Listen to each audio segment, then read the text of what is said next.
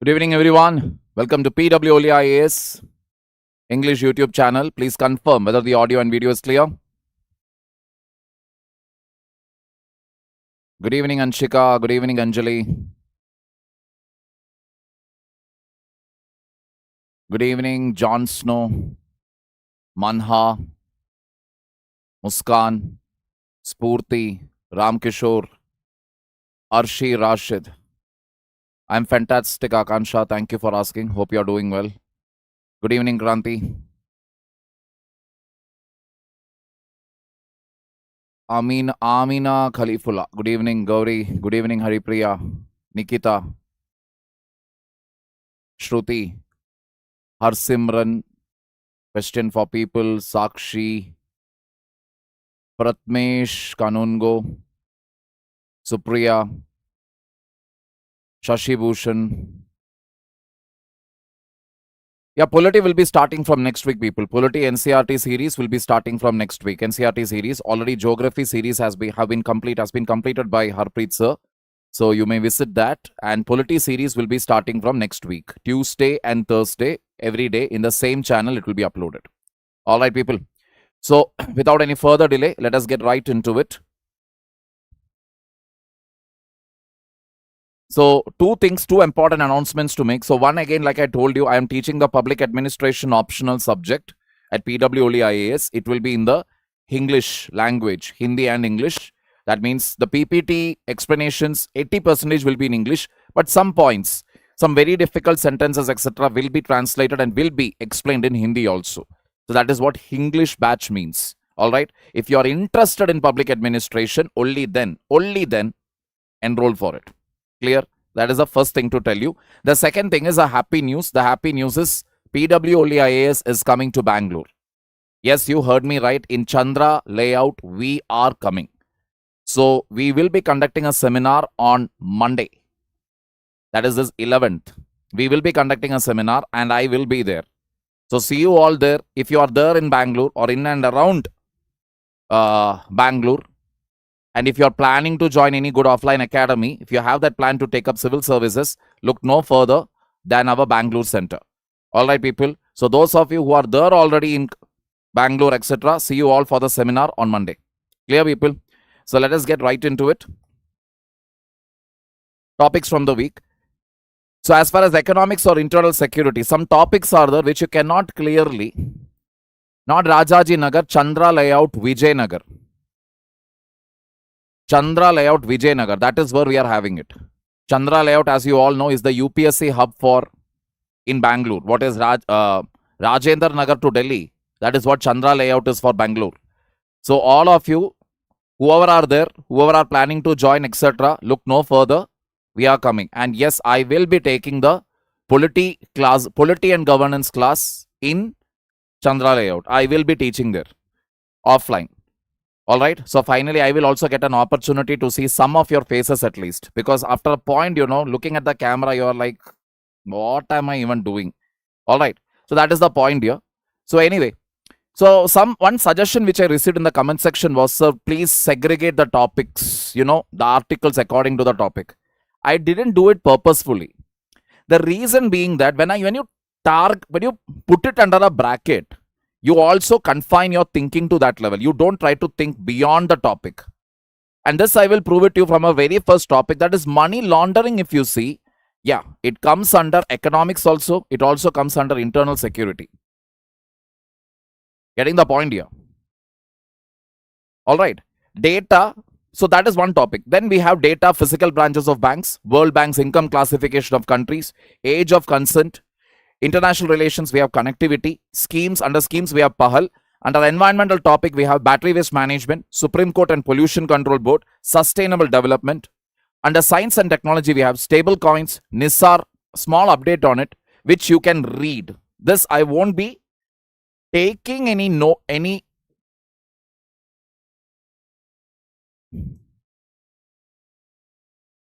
You will read for yourself.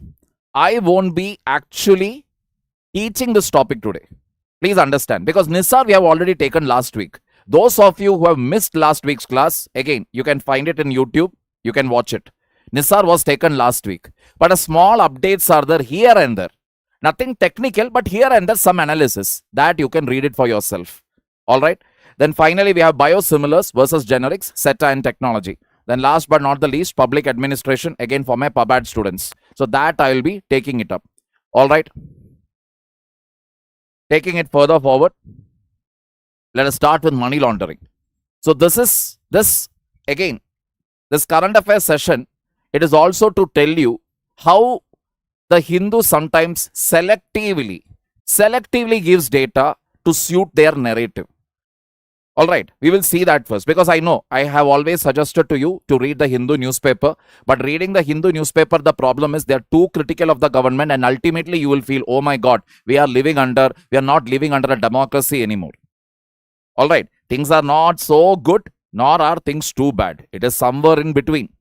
But it shouldn't bother a civil service aspirant simply because you're going to become a government servant tomorrow or a public servant tomorrow, and you will be working under the government. Clear?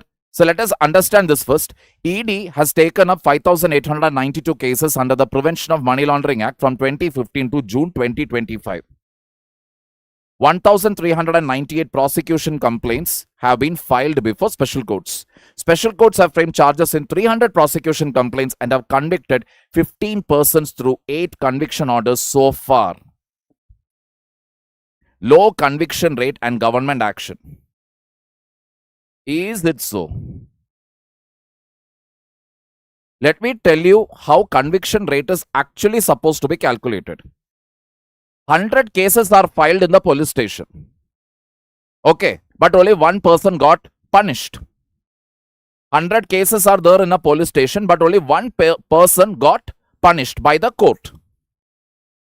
So can you say the conviction rate is 1 out of 100? 100 cases are filed in a police station. 100 cases. But in that, only one person got convicted. Out of the 100 cases, only one person got convicted by the court. Can you say that the conviction rate is 1 out of 100? Absolutely not. Because when you say conviction rate, it is always calculated on the basis of whether trial has been completed. Whether the trial is over. The trial is over and the court finds, oh, this case is a fake case. You are acquitted. Then you can say, oh, conviction rate is bad. Because the ED did not follow the process or the procedure. And then ED has simply, filed case after case, case after case. That is what it will look. Correct? So this is the news from the Hindu. Very low conviction rate, very, very bad. Despite nearly 5,900 cases, only 15 convictions highlight a very low conviction rate. This is what Hindu's analogy is. Is it so? Let us try to see what is the reality behind this. 2024 data. The Enforcement Directorate registered 5,297 money laundering cases in the past 10 years across the country, but trials have been completed in only how many cases? 43 cases. Got the point here? 43 cases according to a report by the central agency submitted to Parliament. Out of the 43 trial completed cases under the Prevention of Money Laundering Act, the accused were convicted in 40 cases. And 3 cases of acquittals, marking the conviction rate at 93%. Conviction rate is not calculated on the basis of the charge sheet filed or the complaints filed. If that is the case, means even if you take a police station, any police station in India or any police force of any state, all their conviction rate will be less than 10%. Every conviction will come to less than 10%. Conviction rate should be calculated only on the basis of what? Whether trial has been completed. After the completion of the trial, did the court punish the individual? Or did the court acquit the individual? If you look at the track record of the ED, out of 43 cases where trial was completed back in 2024, 40 got punished. Only 3 acquittals were there. Getting the picture here? So automatically, what does this mean? It automatically makes ED one of the most powerful as well as a little scary agency of the government of India. Because if an arrest is going to be made by the enforcement directorate, there is more than a 90% chance that you're going to go to jail. Poor policing, Supriya. Anshika, not just ED, any government agency has to be pro-government. And because you asked that question, I will tell you, what is the conviction rate when it comes to politicians, cases filed against politicians? What is the conviction rate? It is less than 1%. It is less than 1%. There is no doubt about it. Getting the point here. This is not the first time where a ruling party has used the police force for their own political gains or political vendetta. So we are talking about central government agencies. Are things all hunky-dory or all full of roses and sunshine when it comes to state police force? Former Chief Minister of Tamil Nadu, Mr. Karunanidhi, was arrested at around 12 a.m. or 1 a.m. or 2 a.m. in the morning. And while they were making the arrest, they ensured that his dhoti was pulled. I don't know whether that video is still there in the YouTube or not. But this was done when Srimati Jayalalitha was the Chief Minister. Both of them have passed away now. But there was a time period where both of them never used to meet eye to eye. So that to that level, Indian politics has stooped down, using the cops or using the government machinery to take out vengeance, to take out revenge. There is nothing that we can do about it. Probably when tomorrow you people enter the service also, the same thing will happen. Clear? Naruto, please, if you are preparing for 2026, please sit and prepare for your NEET. That will be helpful. See, every other query with regard to mentoring, please reserve it towards the end of the class. Every time I spend at least half an hour for it, I want the chat section to please don't spam the chat section with your constant comments. Let others ask their genuine doubts with regard to the topic. Uttarakashi news, see, it is again a case of cloudburst. It is not something new. It will keep happening. Uttarakashi, Uttarakhand, Himachal Pradesh, these regions are very ecologically sensitive. So those things will keep happening. There is nothing that we can do about it now. We will wait. Next week, I will cover it in a little more in detail. Clear over here? Government claims investigations and enforcement case information reports have been initiated in nearly all cases. What is your ECIR report? Enforcement case information reports are basically the reports filed by, just like how you file an FIR by the cops, the same thing by ECIR. If trial rate be high, then conviction rate will fall now. That will depend upon the type of case you have filed. If the case and the charge sheet filed by you is with solid evidence, then it is not going to happen. The conviction rate will be high only. As I told you, for 43 cases where trial was completed, 40 of them got punishment. Poor policing, poor evidence collection, lack of scientific investigative procedures. Definition of money laundering and process as per PMLA, defined under section 3 of the PMLA as concealing, possessing, acquiring, or using proceeds of crime and projecting them as legitimate. So what do you mean by money laundering? Money laundering simply means that money that you have made through illegal means, prostitution, drug trafficking, maybe terror financing, kidnapping, smuggling, any illegal activity, that money you are using to buy legal assets, maybe a car, maybe property, anything. So that is what you call money laundering. The dirty money what you got from illegal activities, you are using it for what? You are using it for legal activities. Getting the point here? Ade Malayali placement. Introducing illegal money into the financial system, often by breaking large sums into smaller amounts. That is how they generally do it. Nobody will actually take entire 100 crore, 200 crore, whatever they made illegally. They will straight away go and invest in one place. No. They'll break it into small amounts, put it into multiple accounts, then redirect it, reroute it, fake address, fake ID. Multiple ways are there to do it. Layering. Moving money through complex transactions to obscure its origin. That is going on, shifting it from bank to bank, bank to bank. Is it necessary that money used in money laundering is black money? Achyut Tiwari, black money, when you say, it is not necessary that it is illegal. It is from some illegal source. That is from some illegal activity you have earned it. Black money also means unaccounted wealth. Unaccounted wealth means you have not paid your taxes. That money, that is black money. Possibility is there. That money you could have made it from where? You could have made it from something illegal. That is a possibility, but not necessary. So black money simply means you have unaccounted wealth, where you generally try to evade the tax. You didn't pay the tax. That is what it means. You can get it from a Telegram channel. You can also get it from PW. The link will be given below. Conviction rate will reduce, Kushi. Simple. So if a person is arrested and a person goes for trial, but then, see, simple. 10 people got arrested. All right. Trial, everything got completed. Trial got completed for all the 10. But 9 got acquitted. The word is acquitted.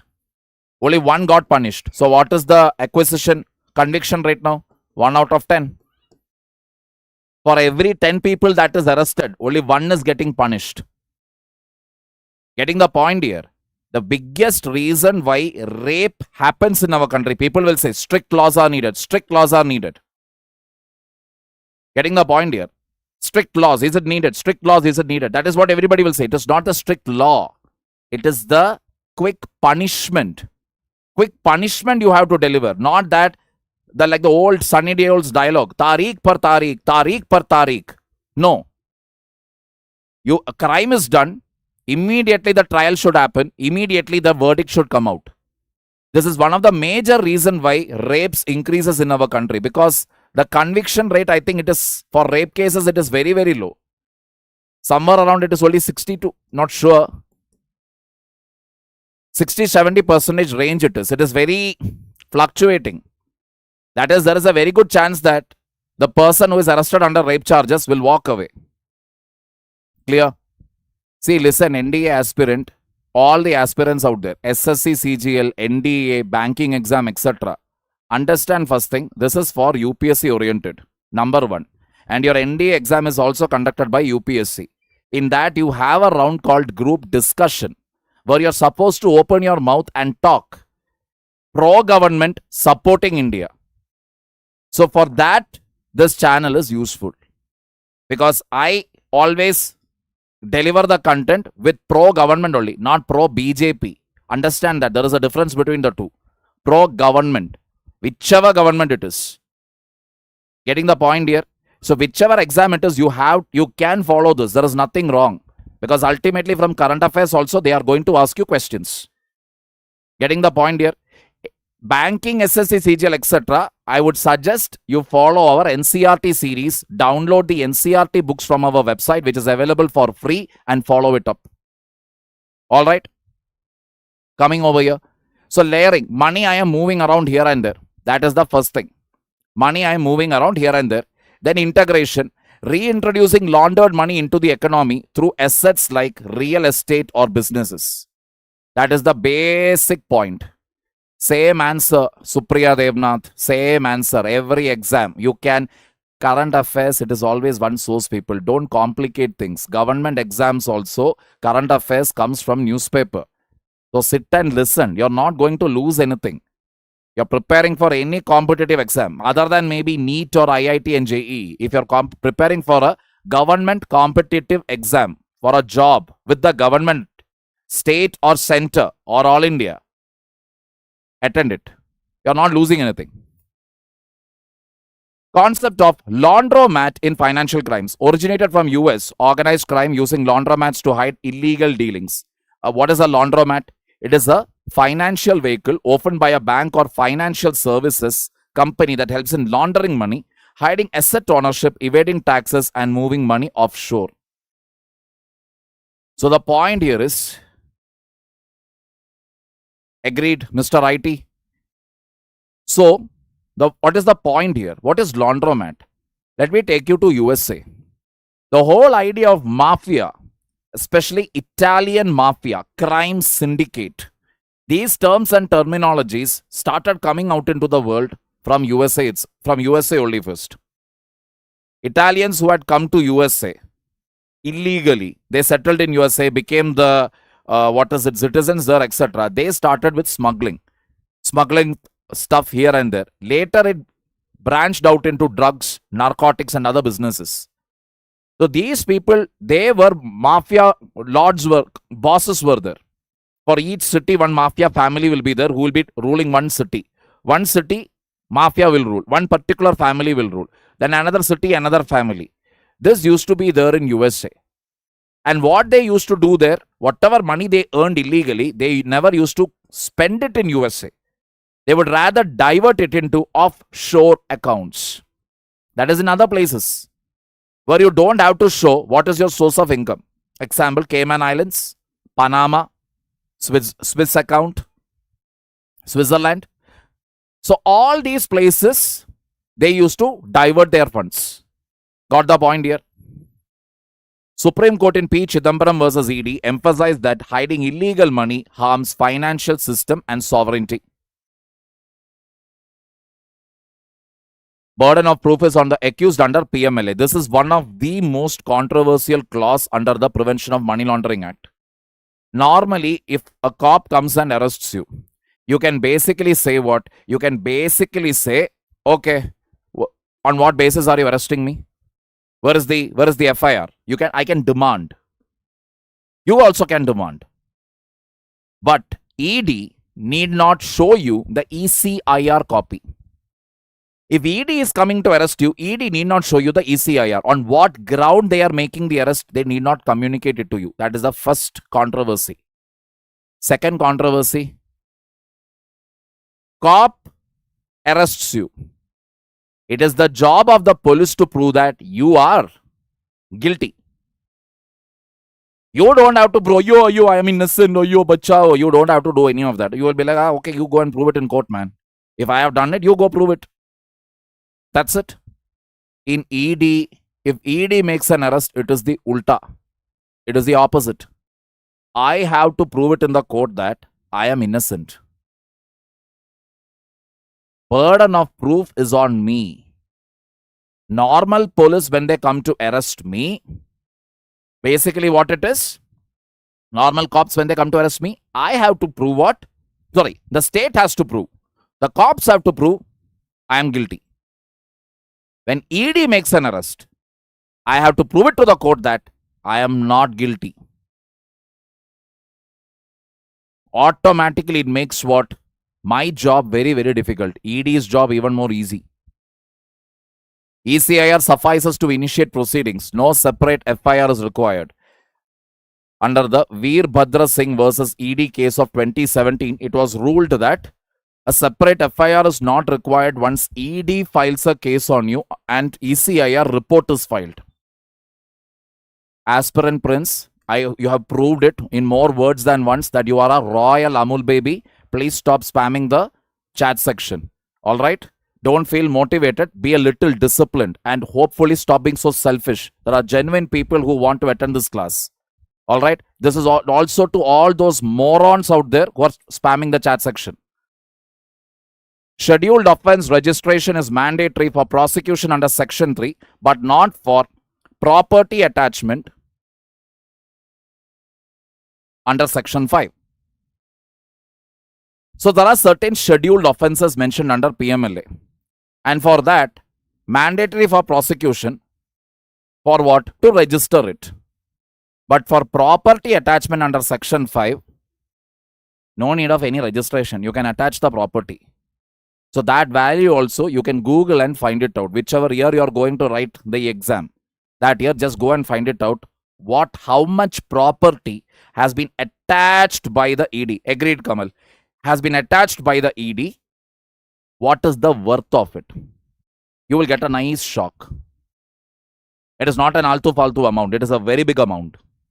Alright, it will run into thousands of crores, if not lakhs. Clear? What is the economic impact of money laundering? Economic impact is very, very simple. That is, I will tell you, I'll take you back to demonetization days. When demonetization was done, even the government was initially pretty clueless.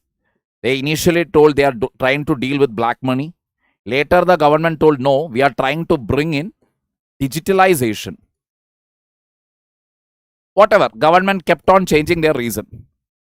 But let me tell you, November 2016, demonetization is announced. Till December 2016, this gap, this duration, from the date demonetization was announced to the date this was done, end of the year, 10 lakh people got added into the income tax bracket. Means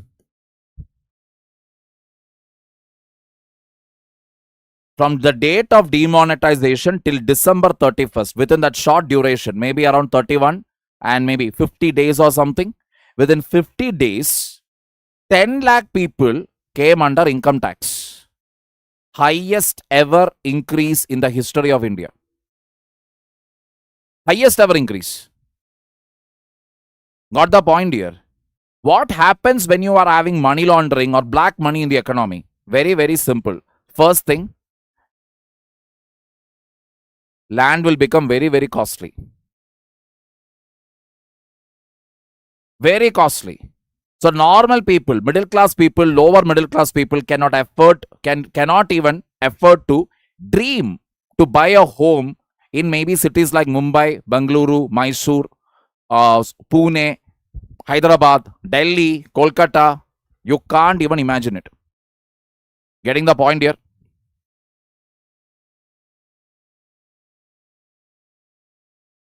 $10 lakh people got added. It is not 10 lakh rupees. 10 lakh people. 10 lakh people. I am not talking about 10 lakh rupee. 10 lakh people got added into the income tax list. Getting the picture here. 10 lakh people have to start paying the taxes now. Highest ever achievement for the income tax department. So if you actually look at it, what does these things do? It will increase money supply, causing inflation and monetary instability. What is inflation? Price rise. And obviously, your money will hardly have any value. Getting the point here. Moving on. A serious offense linked directly to terrorism financing, because money that is getting laundered, generally it ends up in the hands of terrorists. Clear?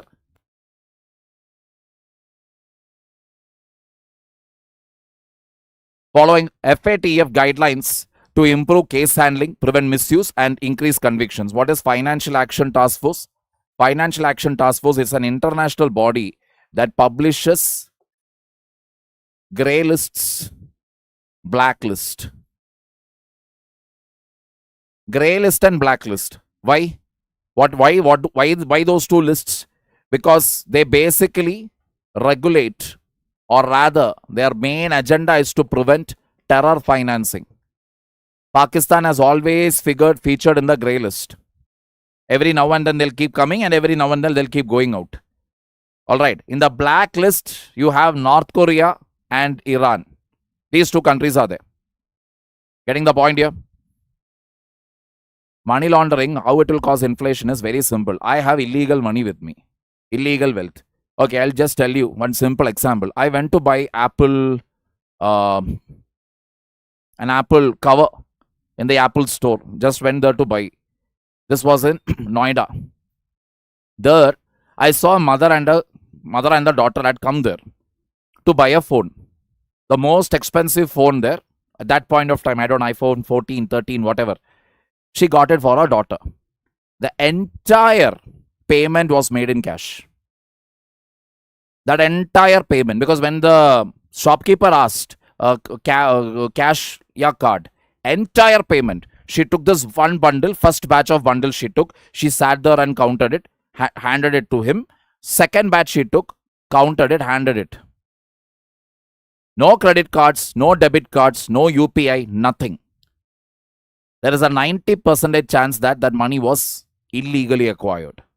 Maybe tax evaded, or maybe even through any money illegal activity, we don't know. But there is a more than 90% chance that it is not what we call tax paid clear, transparent earning. Got the point here? They can easily cause what? Shortages, because plenty of money, right?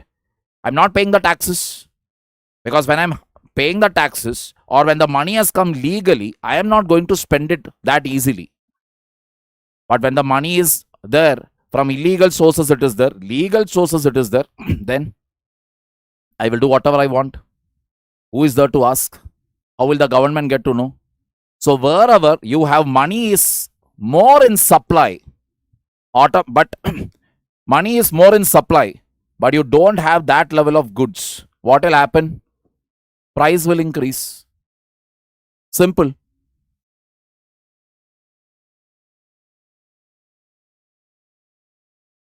As of now, both the areas, it is a little different. Anil Kumar Purohit, what I take on Saturday, I don't rush like how I'm rushing it over here. So last week as well as a week before that, my Titan batch students will be knowing, I taught them about how quantum technology, leptons, quarks, fermions, etc. all are interlinked. There in a little more detail I will be taking, because that is obviously a paid batch. All right. Certain topics, obviously because of time constraint, I cannot take it in the live YouTube. Here we will cover all the other topics, but some topics which are like too vast, too deep, there is a limitation that we can not take it in YouTube. That is the only difference. All right. So this is for now.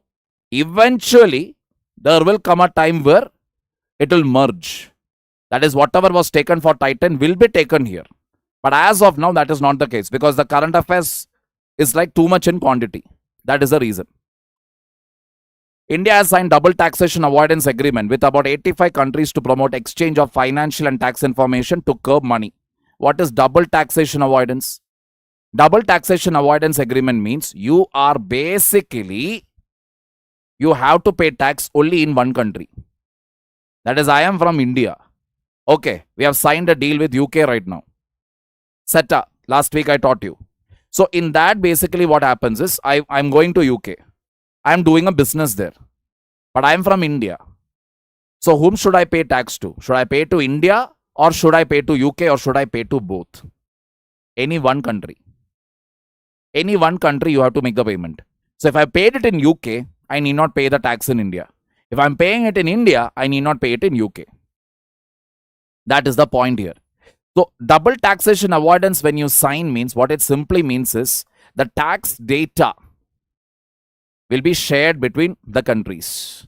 They will show who and all has business here, who and all has paid the tax. That is what it means. Cases registered against 193 politicians by ED between 2015-16 and 2024-25 with only 2 convictions. No acquittals reported from 15-16 to early 2025. ED investigates based on credible evidence regardless of political or other affiliations. All right. That is the point here. Any one area. If you have signed a DTAA, means only in one place you need to do it. Only in one place. You need not pay it at both the places. That is why that is why you call it double taxation avoidance agreement. But if you have revenue generated inside India, then again you are subjected to the GST clauses, etc. Your business is there. In UK also your business, in India also your business. Together you are calculating total tax. Any one place only. Any one place only you need to pay the tax for it.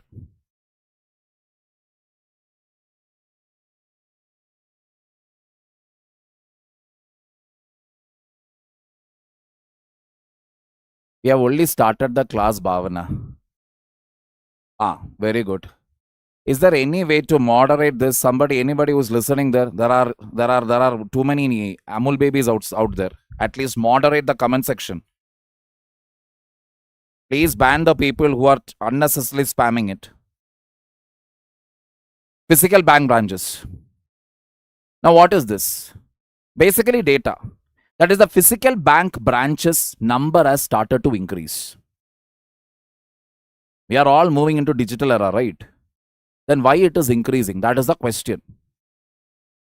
Physical bank branches are making a comeback in India, led by private banks, but with public banks also participating.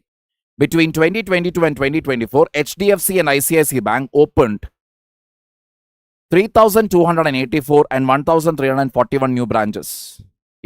Then again data. Traditionally, physical branches were essential for screening and monitoring borrowers. Clear? That is, physical branches were actually why you created it, to find out who are your borrowers, who are your customers, to find details about them. But in the digital era, you really don't require it. Give your Aadhaar number, give your PAN card, give your mobile number. I can easily verify it online.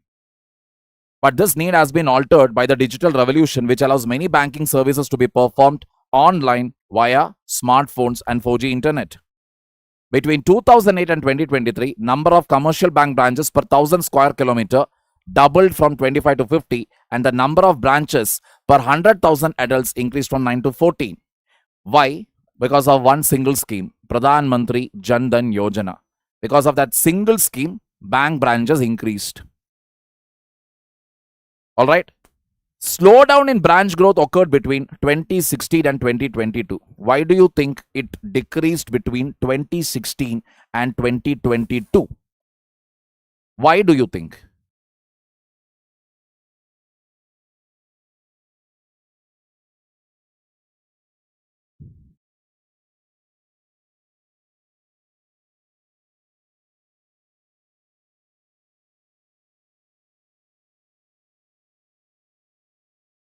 I agree with that, net banking. But why is it that between 2016 and 2022, there was a slowdown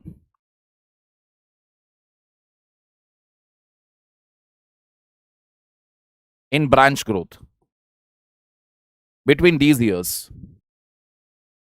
Demonetization, very good. Demonetization, one thing. Second thing was implementation of GST. Third thing was obviously, as rightfully said by somebody here, COVID. Getting the point here? Because GST also, what did it lead to? When GST was implemented, actually the economy went down. Because people were not sure, what is GST? How is it different from VAT? No idea. Wherever confusion is there, fear is there, what will people do? Okay, no need to do business. Let's wait. So no expansion. So 2016 to 2022, because of demonetization, GST, followed by that COVID, obviously what happened? Transactions took a dip. After 2022, things started picking up. A reverse of this trend began in the second half of 2022 with a significant increase in net branch openings. While public banks were responsible for most of the closures, private banks drove the post-pandemic openings. That is, many of the banks which closed during this time period, majority of them were public sector banks branches got shut down. Private sector banks, if you see, they took the lead in expansion after COVID. Between 2019 and 24, private banks added, okay, leave that. Again, data only. Despite some PSB branches diminishing due to consolidation, they continue to serve a large population through banking correspondence. What do you mean by banking correspondence? Banking correspondence simply means it's like a bank's representative. That person will come to your house, especially in rural area, etc. That person will come. You need to withdraw money, you need to make payment, all that you can do by swiping on the POS machine and all of that. So even though physical branch was not present, banking correspondents were there. The next in line was basically payment banks. PhonePe, UPI, payment banks are there, through which they don't have any physical bank as such, but they will offer the facility. Airtel Payment Bank, you can put your money online, you can link it with your electricity bill, telephone bill, etc. Money will get deducted. Clear?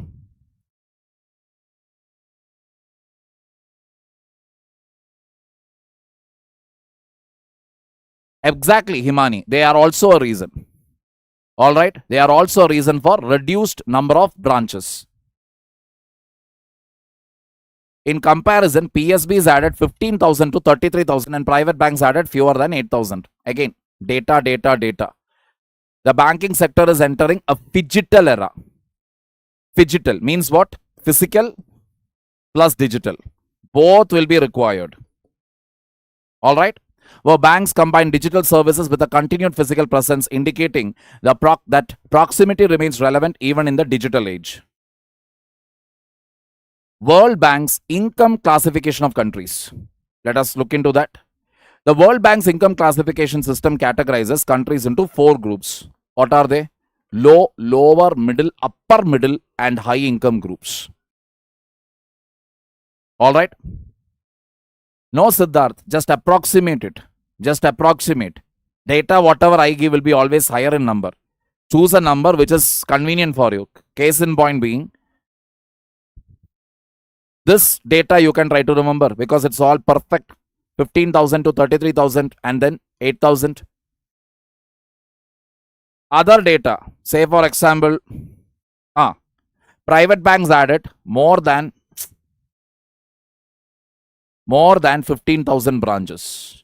Public banks added more than 8,000 branches. Finished. Or close to 9,000 branches. If the number is very close to the next whole figure, make it 9. Approximate it off. If it is something like this, more than 15,000, enough. Exact values are not actually required. Alright, let us see that.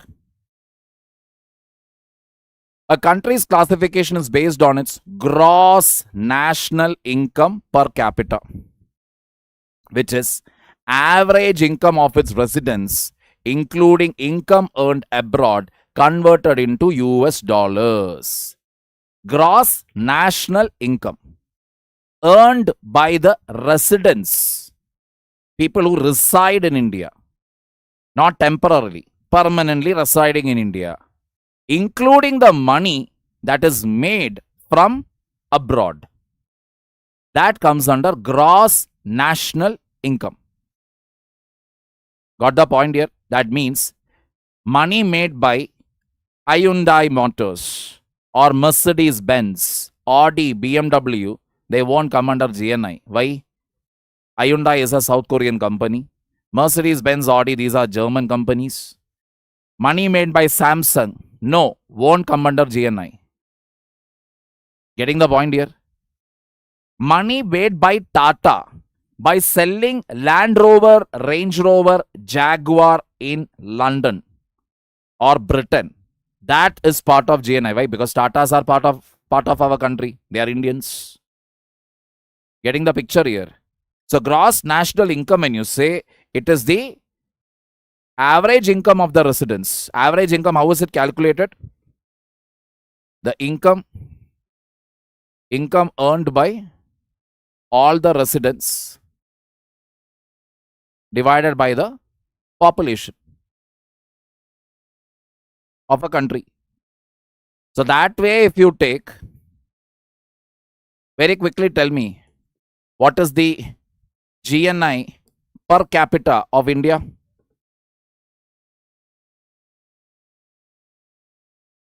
Very quickly find it out and tell me.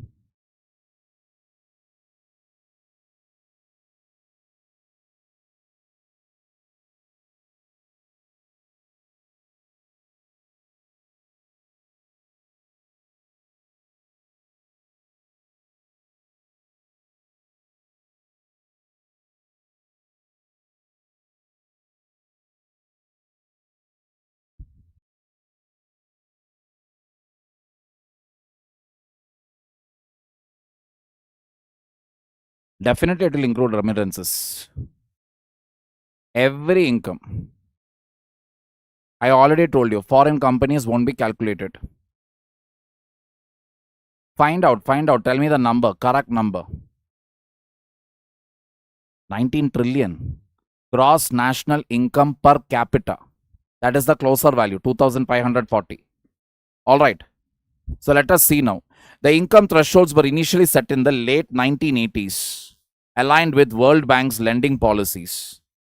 That is, initially, when the World Bank had to lend money, World Bank used to decide how much money to be given to which country, how much money to be given based on this threshold.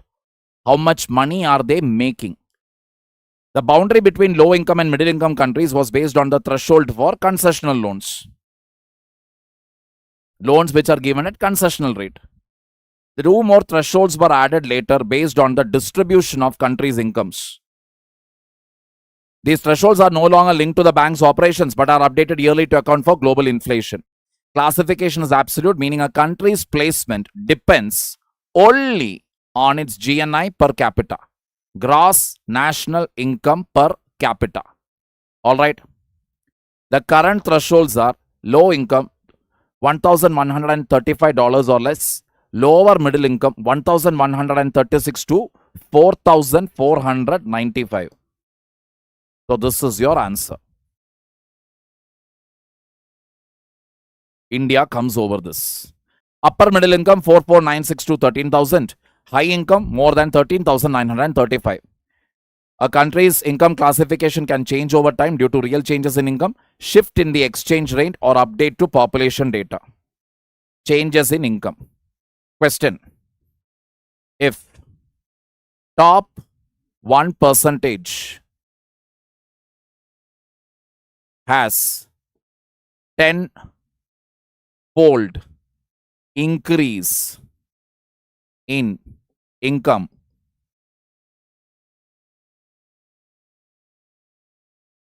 will the gross national income, will it increase? The top 1% in India, income wise, top 1% of the country, if their income increases 10 times, 10-fold means 10 times, 10 guna zyada, 10 vaati adhigam, 10 thavana koodudal. If it increases, will it increase the GNI? That is the question. Yes or no?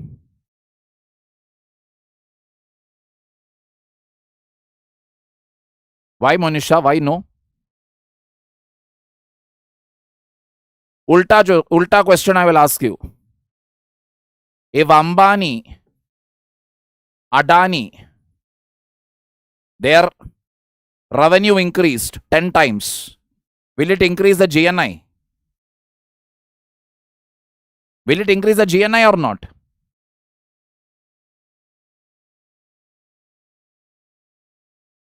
Anshika, you're not considering purchasing power parity. Nothing you're considering here. Now it is yes. Now it is yes. Residents, these, why Ambani and Adani became foreigners or what? It will easily increase gross national income. That means you must understand one thing here. Why GNI per capita, per population is a poor indicator of economic growth.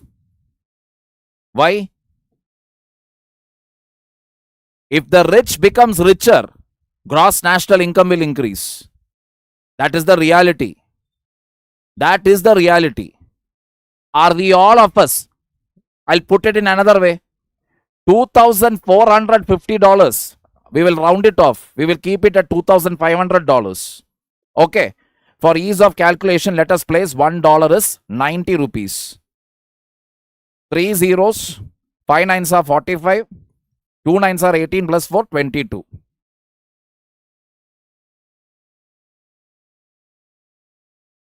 Everybody in our country is making this much money. Everybody in our country is making this much money. Everybody. Even the 81 crore population who is dependent on the government of India under National Food Security Mission for their ration, even they are making 2,25,000. Do you think so? Got the point here? This is why it is a bad indicator. Getting the picture? Shifts in exchange rate.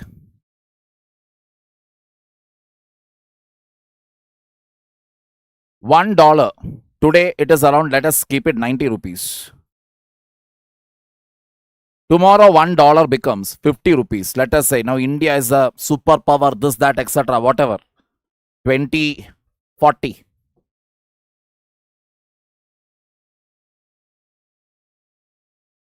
What has happened to the currency value?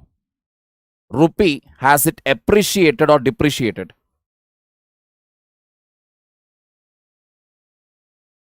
Exactly, it doesn't show the ground reality.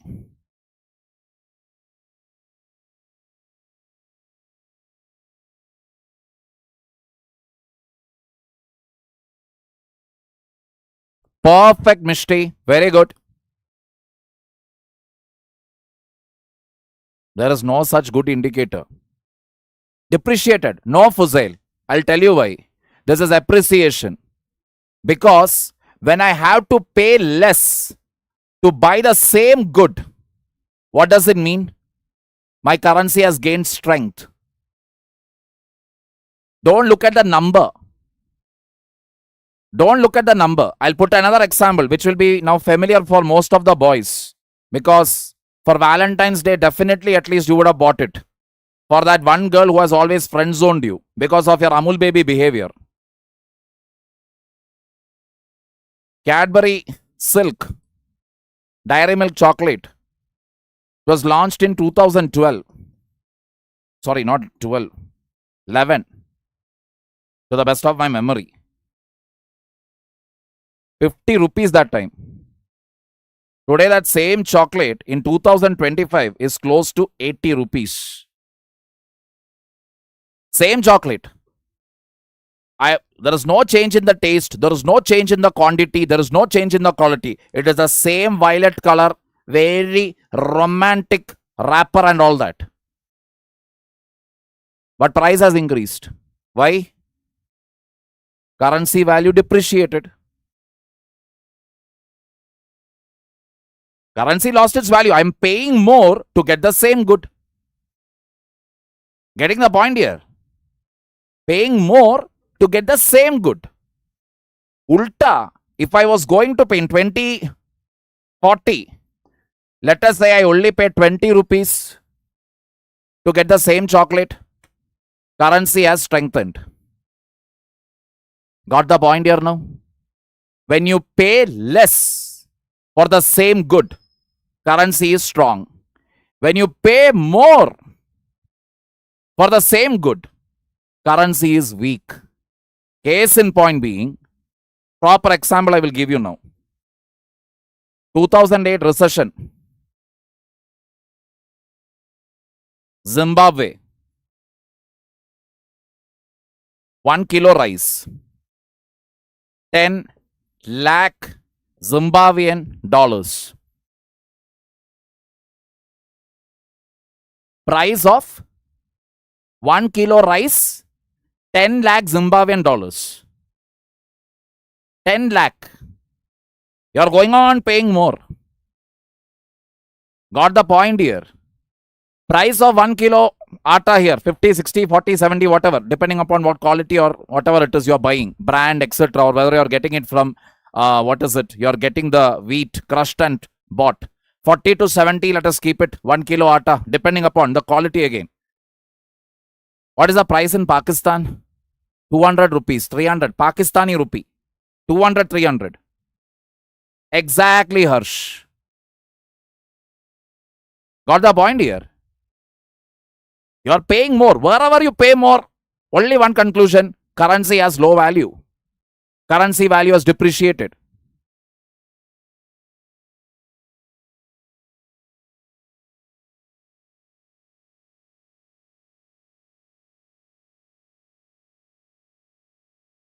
While most countries have moved up, some have moved down, particularly during times of war or economic crisis. For example, Syria and Yemen moved from low middle income to low income. That means both these countries' income has come down.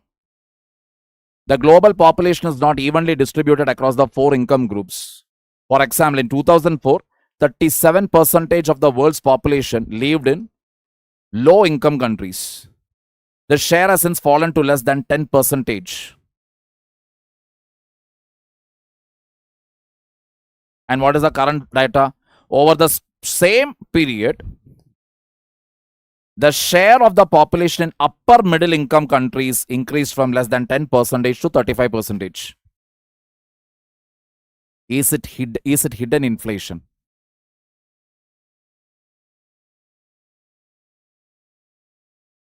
Not hidden exactly.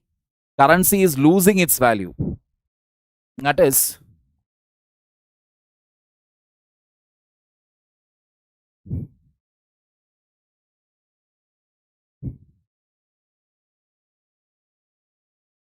if our imports are greater than exports. Imports are more than exports.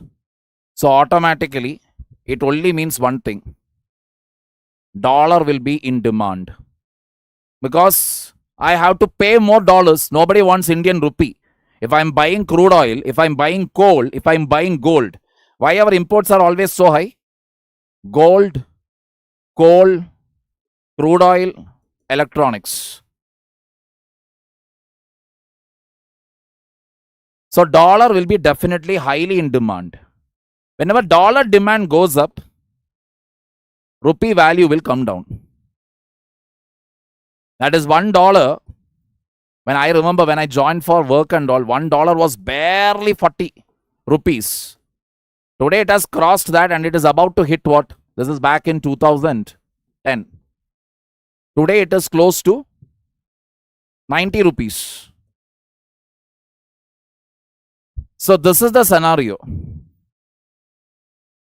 Alright, 90 rupees it is. Rupee value is going on depreciating. You have to pay more and more and more.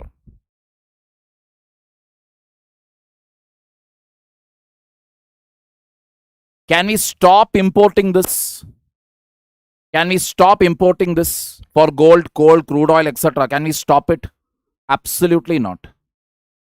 This is basically very, very high. You cannot stop it. Gold, you stop, that's it. Weddings will not happen here. Coal, crude oil, forget it. Electronics, all of us are owning foreign items. Alright, rupee value is going on, coming down. What is the next step after this? Rupee value, when it comes down to this level, what will happen to your production costs now? Because your laborers will demand, sir, we need high price. Your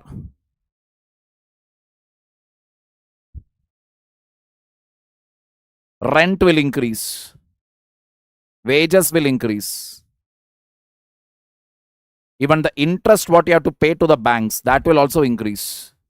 That means, in other words, your cost of production will start climbing up. Cost of production starts climbing up, what happens? Production will decline. Many people will say, okay, this is too high. I'm not going to produce it. I'm not going to produce it anymore. This factory will not work. Let us shut down the factory. Production will decline. Production declines. What happens to the government? Government's tax collection decreases. That means government's revenue decreases.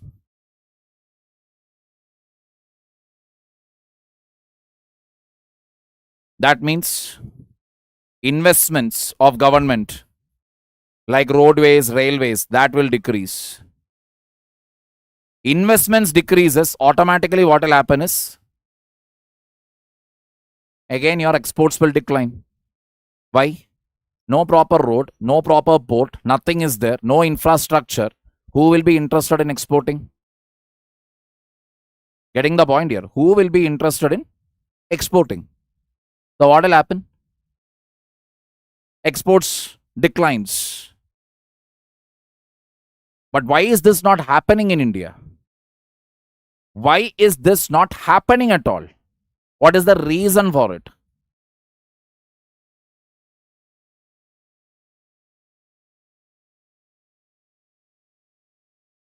Not just IT services, service sector, in which one of the major contributors is IT, tourism, medicine, medical, that is health, all of this.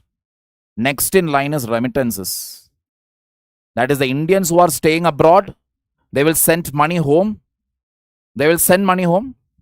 These two are the major reasons that is pushing the rupee value up. Somehow it balances. Do dollar value increases timely?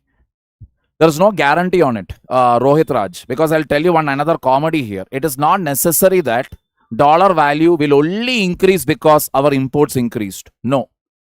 Dollar value can also increase if internationally everybody starts buying dollar as an investment option. Rich people do that. When they know it very well, they will analyze the economy. They'll contact their chartered accountant and they'll ask, what is the chance of rupee falling again? So somebody has predicted in another 5 years, dollar and rupee will come to 120. $1 will become 120 rupees. So if I have enough money with me, what will I do? I'll buy some dollar and keep. Correct? But anything that you buy, anything that you demand, here, take rupee. I want dollar. Anything that you say, I want, value will go up. So internationally, when dollar value picks up, rupee will be aram se sitting there. Oh, hi, how are you? Oh, okay, everything is nice. Then rupee will be wondering, what is happening to me? What is happening to me? Rupee starts going down. That is why our Nirmala Sitharaman, our dear finance minister, told, it is not that the rupee value is going down. It is that the dollar value has strengthened. She actually, what she said is true. It has nothing to do with import, export, our policy is nothing. Dollar demand just went up. Getting the point here? Arey, nothing here, Ayush. It is not at all relevant. One madman. Give him his Nobel Prize and Oscar award also. He will be happy. Finished. Clear?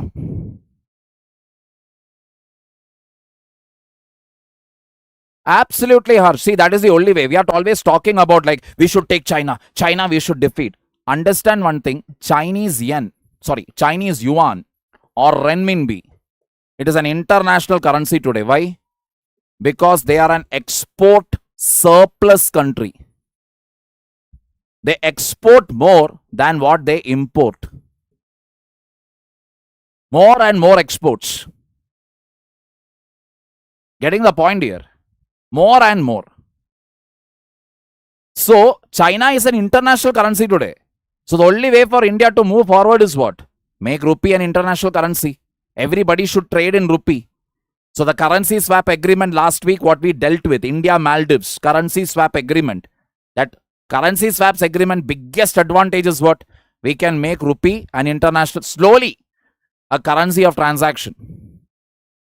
Got it? Exactly, but BRICS also the same thing. Getting the point here? Exactly, Ayushmati. When rupee value is low, it is depreciation. Getting the picture? Let us say India is exporting worth $100. India is importing worth $100. Okay, export and import balanced, ideal condition. Export also worth 100. Import whatever we are buying, we are getting 100. Perfect balance it is. Now, 2010, like I told you, $1 is 35. 2025, $1 is 90. 2050, let us keep. Let us say $1 becomes 20. All right. Imaginary scenario, mind you people, imaginary. Export and import are perfectly balanced. As much we are getting from export, that much we are paying. All right. $1 to 2010, 35, 2025, 90, 2050, 20. Fine. The money that we made in rupees for export in 2010 is 3,500 rupees. This is also 3,500. This will be 9,000. This is also 9,000. This will be 2,000. This is also 2,000. Clear till here? What can we export to make close to equal? I'll come to that. I'll come to that side. Clear till here? This scenario. Any doubts?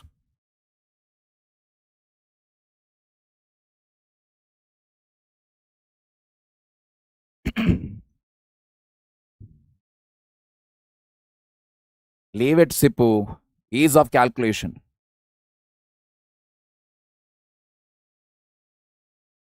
All right. I'm only concerned about the serious aspirants here. All right. I'll come to that. Now observe. $1 was 35, $1 became 90. I already told you when you have to pay more for the same good. Earlier I had to only pay 35 to get $1. Now I have to pay 90 to get the same $1. Currency has underwent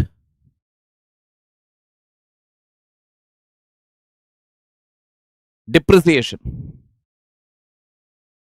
Currency has underwent depreciation. Why? Pay more. 90 I have to pay now to get the same $1. For 1 kilo rice, we are paying only 30. Zimbabweans are paying 10 lakh Zimbabwean dollars. That is depreciation. Getting the point here? So what has happened?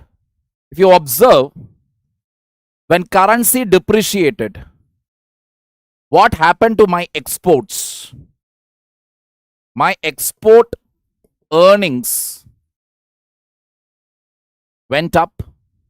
My import payments also went up. Correct? Export earnings went up. Import payments also went up. If you are an exporter, earlier you were earning 3,500, now you are getting 9,000. Will you be happy or not? When currency value depreciated, from 3,500 you have started making 9,000. Wow. Same amount of goods you are selling, you are getting 9,000. You will be very happy. You will be thrilled.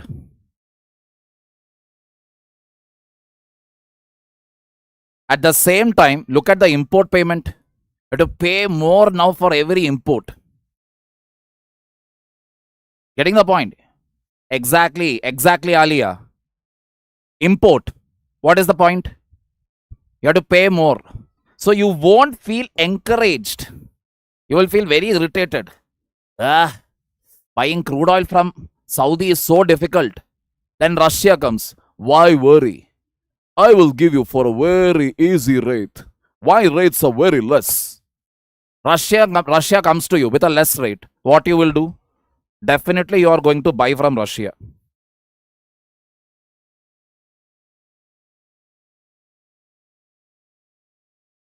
Got the point here? Definitely you are going to buy from Russia because your import suddenly became very costly. Where you are paying 3,500, now you are paying 9,000.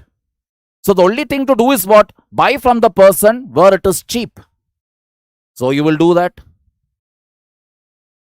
Getting the point here? You will buy from them. Export we are getting nicely.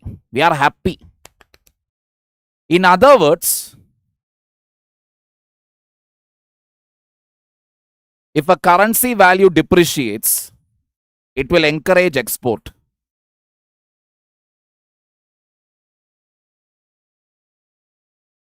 Exactly. It will encourage export. Why? It is so cheap to buy from India.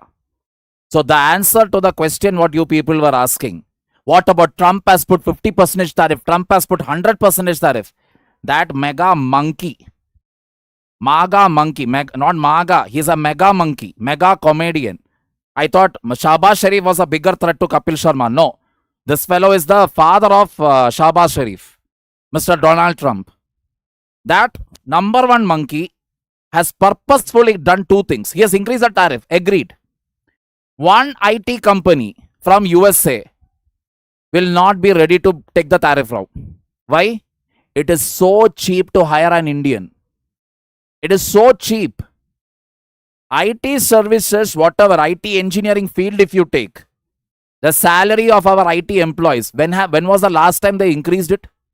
Starting salary is still the same. Starting salary is still the same. Cost of living has gone up. Starting salary is still the same. Indian labor is cheap. American companies need it. American companies will crash before Indian economy crashes down. Understand that very clearly. We don't have to worry. And that mega monkey again, 50% I'm going to put. You can buy from tomorrow. You can buy oil from Pakistan. Pakistan can sell oil to India. Oi, you dig in Pakistan, you will get sewage water. Tattika water you will get, not oil.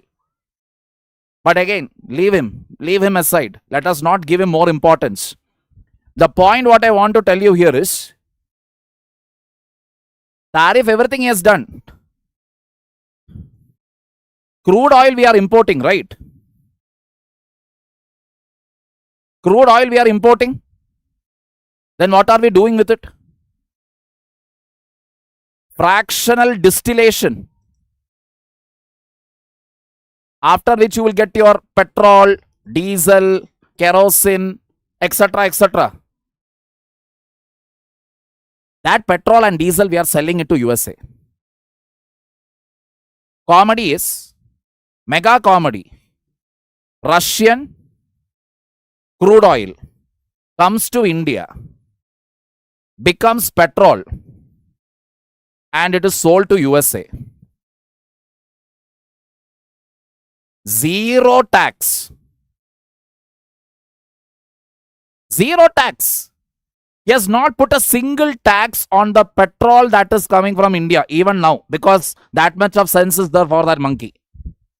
That much of sense he is having. If I put tax on the petrol, then that's it. US economy, boom. It will become very costly. Getting the point here? See, para SF, 30 should be used wherever it is necessary. Some words are best suited for a certain situation. You use any other word, it will not sound, it will not give its impact. And the reason why I am doing it now, again, don't come. Faculty should not use such words. I am not here to promote philosophy or take a religious sermon. I want the concept to hit you hard so that you never forget it for the rest of your life. The idea is very simple. So all the mimicry, monoactory, buffoonery, even using those language is all part of it. All right?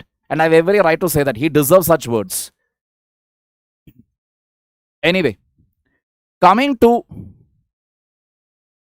understood this?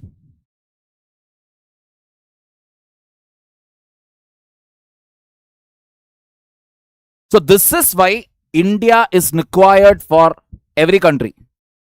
For all their internet, for Microsoft, for Facebook, for anything you talk about, the labor is cheap here. Putting duty on it is not going to favor anybody. And again, why I'm calling that mega monkey, the only reason is by putting all this import duty on India, what has happened? China is getting the advantage. Getting the point here? True. Come to the next picture here. The next picture is what? From 9,000, $1.90 became $1.20. Currency has appreciated. Currency has appreciated, increased in value, because earlier I had to pay 90 for $1. Now just pay 20. Paying less to get the same $1. What has happened to my export? Export earnings have gone down. What has happened to my import? Import has actually gone up.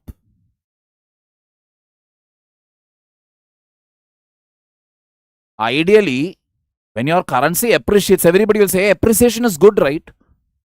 It is supposed to be good. But if it appreciates at such a faster rate, where your currency has a huge international demand, what will happen is, local manufacture will stop. Cheaper to buy rather than manufacture. Best example for this scenario is USA. US dollar value has reached such high levels that nothing is manufactured there. Other than defense, maybe nuclear energy, etc. Few items. Do they have any cars? Famous mobile brand? Okay, only Apple is there. But look at Chinese brands. How many China brands are there? How many Chinese brands are there? How many US brands are there? Got the point here? USA is the largest buyer in the world. Largest. The reason being that their dollar value is so strong that you cannot manufacture anything in that country. It is so expensive That is the reason why the prediction is happening that NASA will probably get shut down in a few years. NASA will shut down. Why? It is easier to launch a satellite either through private players or ask ISRO. Our ISRO. Ask ISRO. Launch the satellite for me now. Why? Cheaper. Getting the point here. So this is what it is. Coming to this article here. This article is basically based out of the age of consent. Age of consent simply means center basically told that don't reduce the age of consent below 18 years. Don't do that. Because when you do that, what will happen is trafficking will increase. Trafficking means selling children for sex, putting them into prostitution at a young age. If you bring down it below 18.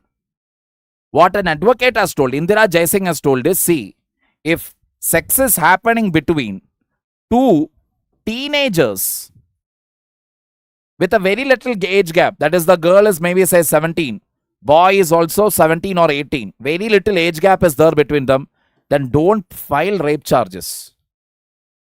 Don't file rape charges. Because both are young. Consenting or consensual relationship it was. So don't put rape over there. But center is not ready to budge. Center wants to keep one single framework of law. Center wants to keep nothing doing. Below 18 means rape. Finished. Let the courts decide. If it is not rape or whether it should be treated as rape or not, let the courts decide. Correct, Vivek? Dollar rate is so high, so I cannot hire anybody there. If I hire an American, the problem is after 5, he is not going to pick my call. He won't pick. Even if he picks us, he will say, this is after my office hours. Why are you calling me now? I'm at home. I'm at a party. I'm at a club. I don't have to pick your calls. Please understand. Maintain some professionalism. It will become an HR issue. The manager can get fired for the simple reason that the manager called you when you were in your personal time. In India, at 2 a.m. in the morning, if a call comes, we are like, sir. Yes, sir. I was dreaming about you, sir. Yes, sir. You always come in my dreams, sir. That is how we are. We treat, just like how we treat our parents, we treat the manager. Got the picture here? That is the difference. Now you can read this article. Next is connectivity. Connectivity means connecting Bairabi with Sairang. You are having 5 stations, 51.38 kilometer. Bairabi to Sairang, a railway line is being connected. Alright.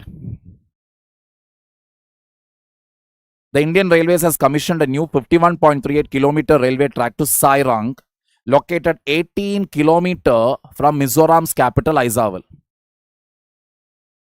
How 50% tariff will affect IT sector in India? See, I will tell you, economy is always connected. So if one sector gets affected, it will have a cascading effect. It will have a cascading effect. That is, if the products, one sector of India, it's not one sector, many are there. Whether that this products, etc., starts becoming costlier, the companies who are buying it from India, they won't be requiring any IT services then. They won't be requiring. They'll slowly shut down their website, everything. Right now, no need. Cancel the contract. It is not just Microsoft and Wipro. That is the IT company. There are small IT companies also. So if I have a website, I am buying leather goods from India and I'm selling it in USA. I have a website. But now I don't require leather goods from India. Why should I maintain the website then? Why should I maintain it? I'll probably give the contract to some other country because I don't know. It is Trump, mega monkey. Tomorrow he will say this or that. So I'm not sure. Uncertainty or fear also is enough what? Basically to end the thing. To create panic. Oh my God, India. Don't. Let's not deal with India. Whole sector will get affected. But why we need not worry? Thanks to our great grandparents who have been good doing one thing. No Instagram, no Facebook, nothing. The only thing that they did good for us was baby manufacturing. Production. Just look at our grandparents or great grandparents. How many children they had? 20, 25. Just like the overs of a cricket match. Or two football teams. Or a cricket India A team and India B team. Like that it was. Why? No entertainment. 145 crore people are there.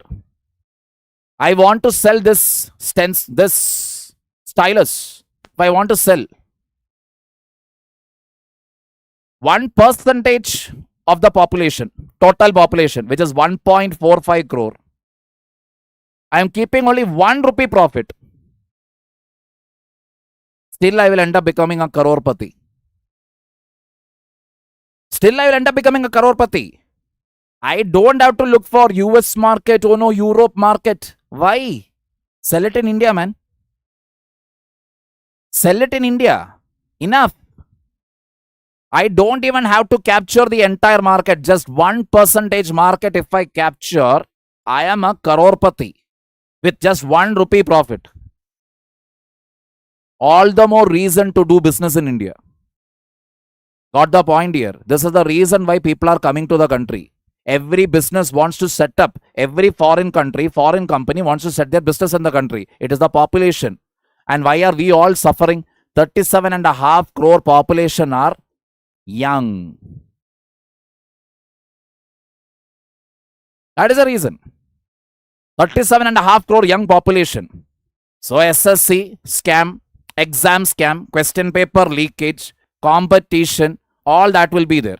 But finally, when you crack UPSC, you can tell that dialogue. I always knew I would clear. As soon as I started writing the mains answer, I knew I will get first rank. That time you can tell. Clear?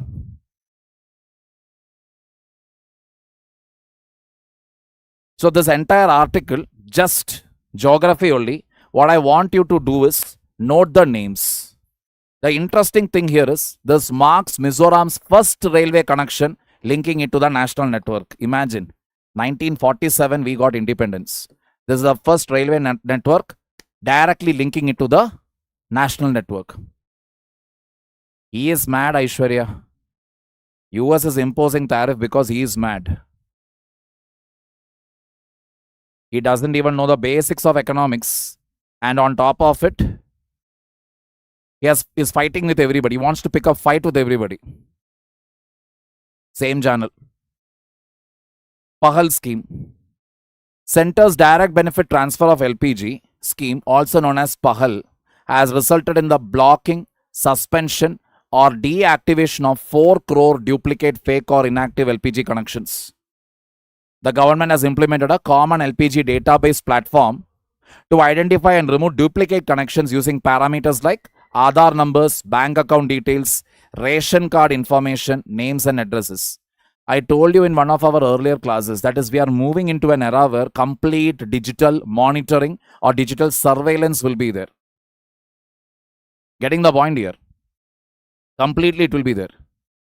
So, look at how we have controlled the fake beneficiaries of LPG.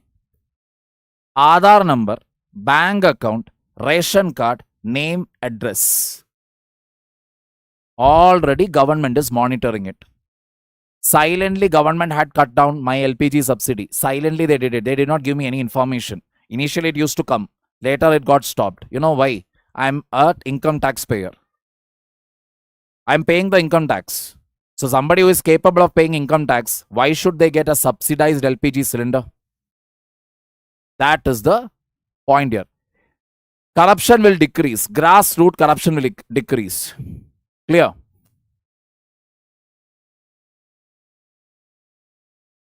All domestic LPG cylinders are sold at a non-subsidized price, means market price. And the subsidy amount is transferred directly to the consumer's bank account under the direct benefit transfer of LPG scheme. Public sector oil marketing companies have been instructed to conduct and complete biometric Aadhaar authentication for beneficiaries of both PAHAL and Pradhan Mantri Ujjwala Yojana schemes. As of July 1, this month, biometric Aadhaar authentication has been completed for 67% of the existing Pradhan Mantri Ujjwala Yojana scheme. Clear? All new PMUI consumers are required to undergo biometric authentication before the connections are released. That means biometric authentication using your fingerprint, etc. Oil marketing companies, basically your Bharat Gas, Indane, ONGC, all of that, Hindustan Petroleum, HP, all those companies. Absolutely. Absolutely. See, let me tell you, don't be that one officer who will listen to all politicians. Are sir, are sir, are sir, are sir. Stand there with your firmness. Stand there with your firmness where a politician also says, Ghamand dekho uska. Look at his attitude. But even he will respect you for your spinal cord. So be that officer. Rather than living like a sheep for 100 years, it is better to live like a lion for one day. Death is going to come to everybody. We are all going to die one day. So leave a mark and go so that the coming generation can follow you. Battery waste management. India is rapidly adopting electric vehicles and battery energy storage systems, storing the energy, whatever you are making from solar, to reduce carbon emissions. Lithium battery demand in India is expected to grow from 4 gigawatt hertz in 2023 to nearly 139 gigawatt, sorry, not hertz, hour, gigawatt hour by 2035.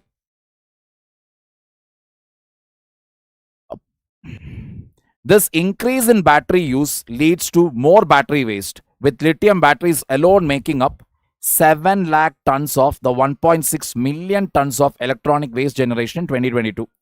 To manage this, India introduced the battery waste management rules in 2022 based on extended producer responsibility.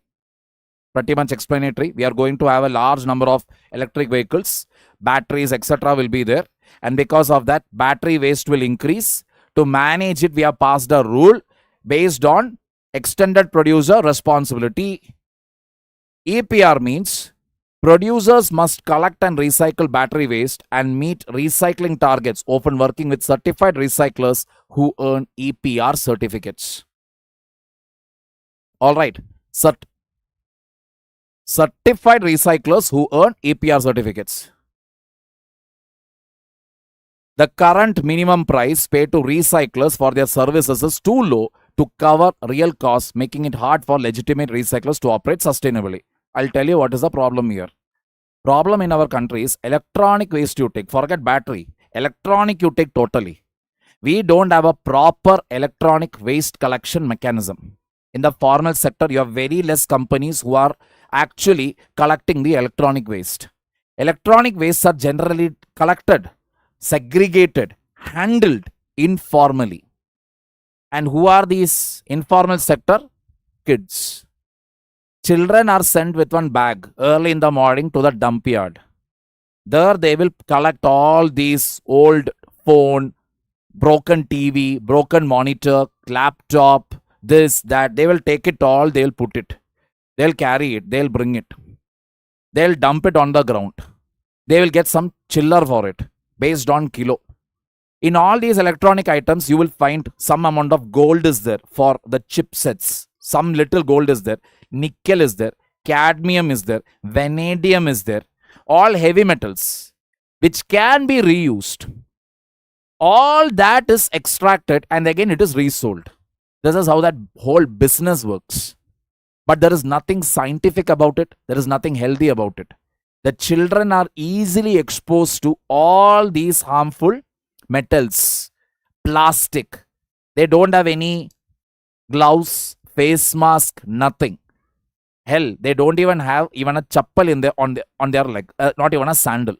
Nothing is there. This is the reality of our waste collection in the country. Why is it that no companies want to come here? The reason is the rate at which you can recycle or even extract these rate is the rate to collect this waste, electronic waste, and then whatever, recycle or reuse or whatever it is, that rates are so low in our country. That is, if I want to start a business where I want to recycle the electronic waste, it is the worst decision to make. Because the price at which I can get these electronic waste, it is so low.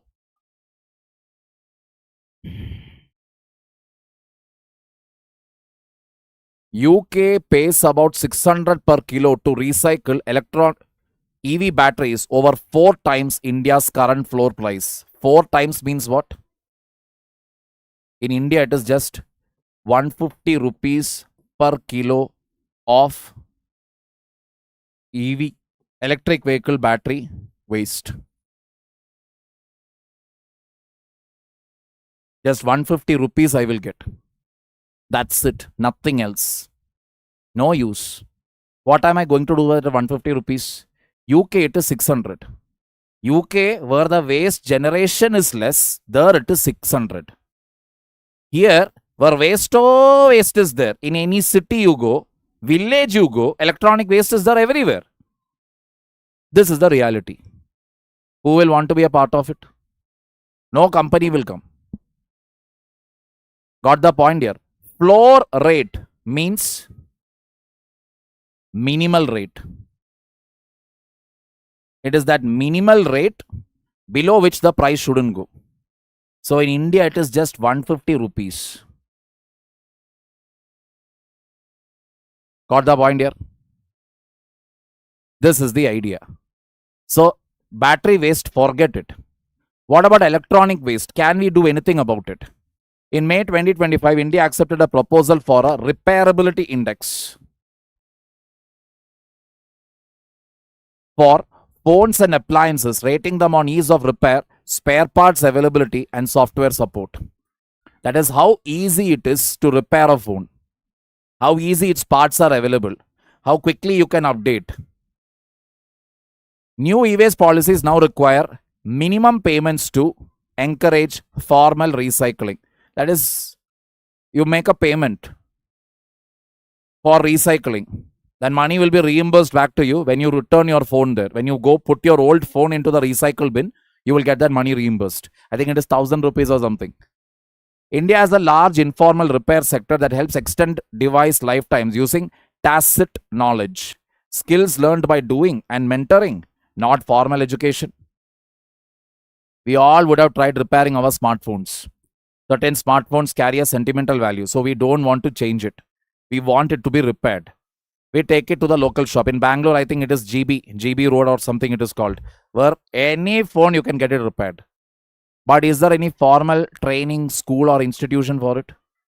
Nothing. You just go there, they will repair and give. How do they know what to repair? One look at it, they will say, ma'am, this better it is you buy a new phone because the whole screen is gone. So better it is if you get a new phone because screen alone will come to some 70 to 80% of the total value. Better you buy a new phone. But then you say, no, sentimental value, you reduce the price and give. Then he will say, okay, original screen, if I get it is this much price. But I can get a Chinese screen for you. But I cannot guarantee, I will not guarantee you. If your luck is good, it will come. So you ask again, but are you sure will it come at least for 6 months? Then he will say silently with a smile, he will say, listen, so far it has worked for up to 2 years. No complaints have come so far. But still it is China product, so I don't know. He will repair and give. The $1 million question is, when we talk about Skill India mission, Kaushal Vikas Yojana, why are we not making all these skills part of the curriculum? Part of the curriculum where phones can be repaired easily, you teach them now how the parts can be accessed, how it can be brought into the country cheaply, and how that can be utilized again. If somebody knows how to repair it, don't you think they will eventually know how to manufacture it? I told you earlier, why we are a high import country? Gold, wedding. Kerala will take the lead. For every wedding, a girl compulsorily has to be given what? 1 kilo gold. That is a standard rate there. 1 kilo gold minimum. So gold you cannot touch. Crude oil you cannot touch. Coal, electricity you cannot touch. Last one, electronics. At the minimum, If I have people in my country who know how to repair it, don't you think if you give a formal training to them, they will eventually understand what is the science behind it, how to manufacture it? Slowly, they will combine different parts.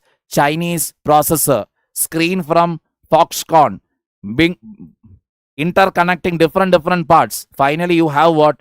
Your Desi phone, manufactured in GB Street, Namma Bengaluru. Hegidira? Got the point here? This is the logic.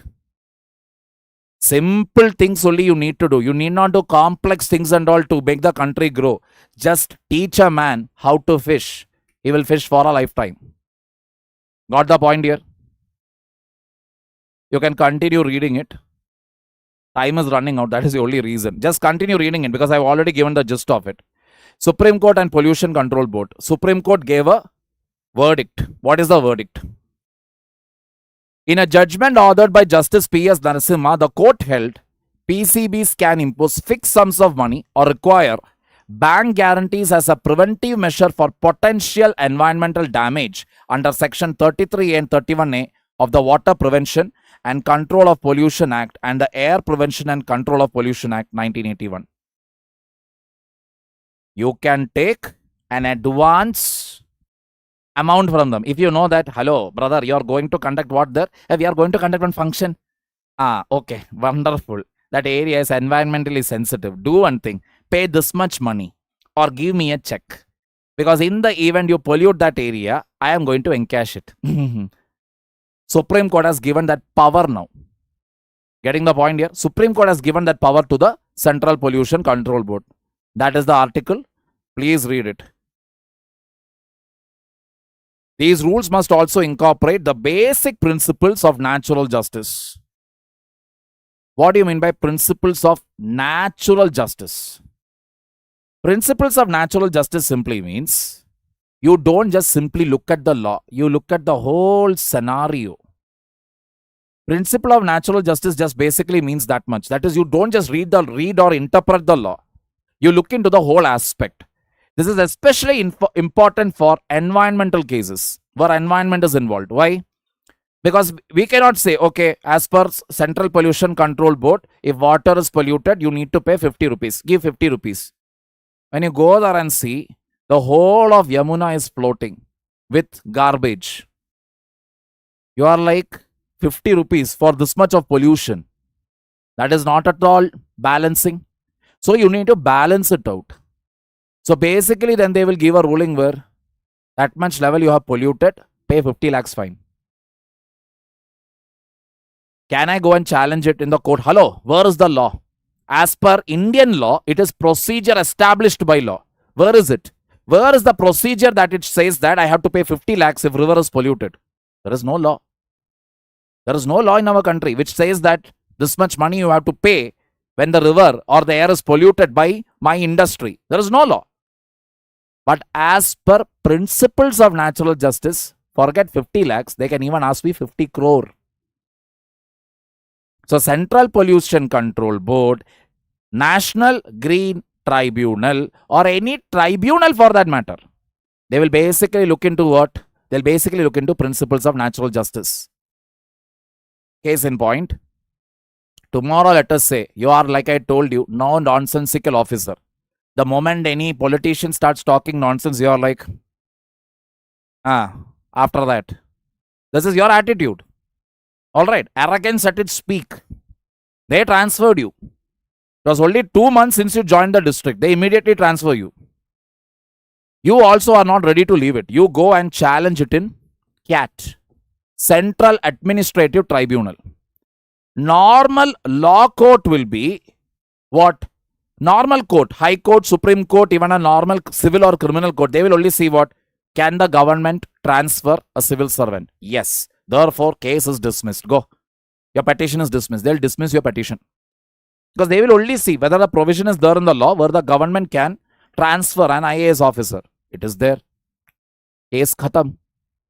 But a CAT will basically look into what? What was the situation there?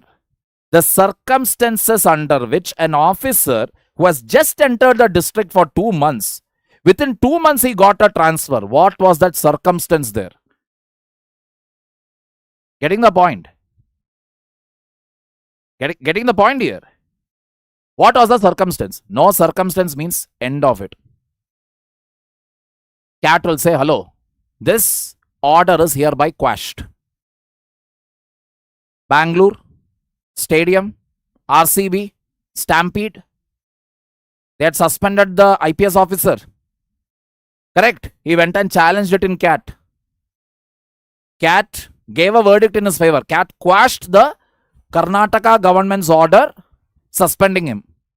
CAT quashed it. Siddaramaiah government was basically planning to move to the High Court, challenging the CAT order. Challenging it. No, we won't let it. Later they understood it will become a very bad political move. Very bad it will become. So finally they closed the whole chapter. How? Entire responsibility on RCB. Royal Challengers Bengaluru. They are entirely responsible for this. End of the discussion. Getting the point here?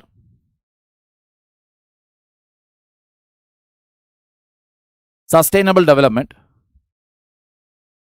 This I will teach you like this. From the diagram. Again, somebody had basically told that, sir, please use images in your PPTs. I'll explain it with this, just 2 diagrams. This is your great Indian bustard. And to be very honest, there is nothing great about this gentleman here. Papa Prani it is. If we to put it in Kannada. Or Ayyo Pavam. Papa. Even in Tamil also it is Papa. In Hindi, Masoom. First of all, this fellow is partially blind. Doesn't have full vision like your eagle and all. And size is like huge. It can fly. Alright, it can fly. That is there. But because blindness is there, this gentleman here doesn't know the difference between, cannot see even an electric line that is running like this. And because he is huge, he's huge in size. Don't look at the diagram. Hey, sir, it is only this much. He is huge actually. Easily he will get entangled here. What will be the end result? Keema. Great Indian bustard, Keema. Thanks to the electricity board. Getting the point here? First issue. So as it is, this is an endangered species. Their numbers are very, very less. And they have other threats also. Because they are very blind, they cannot see things properly. They are easily hunted by dogs, which are again more in number in our country. They will also eat them. So their numbers are very, very less as it is. Now in Rajasthan, they basically found out that it is where you have windmill. As it is, this fellow cannot see these lines. Windmill is there. He will be coming. Ooh la la, ooh la la. And then windmill will come and hit. It will die. End of the story. Maximum number of birds, great Indian bustards, have died because of windmill. Highest in the world. Highest in the world. We are keeping windmill why? So that we will reduce our dependency on coal. We will reduce our dependency on crude oil. We will try to become energy sufficient, all of that. But our bastard is like la la la, topak, down. La la la, down. La la la, bow bow bow bow bow. Done. That means this fellow has been born basically to die. That is the point here.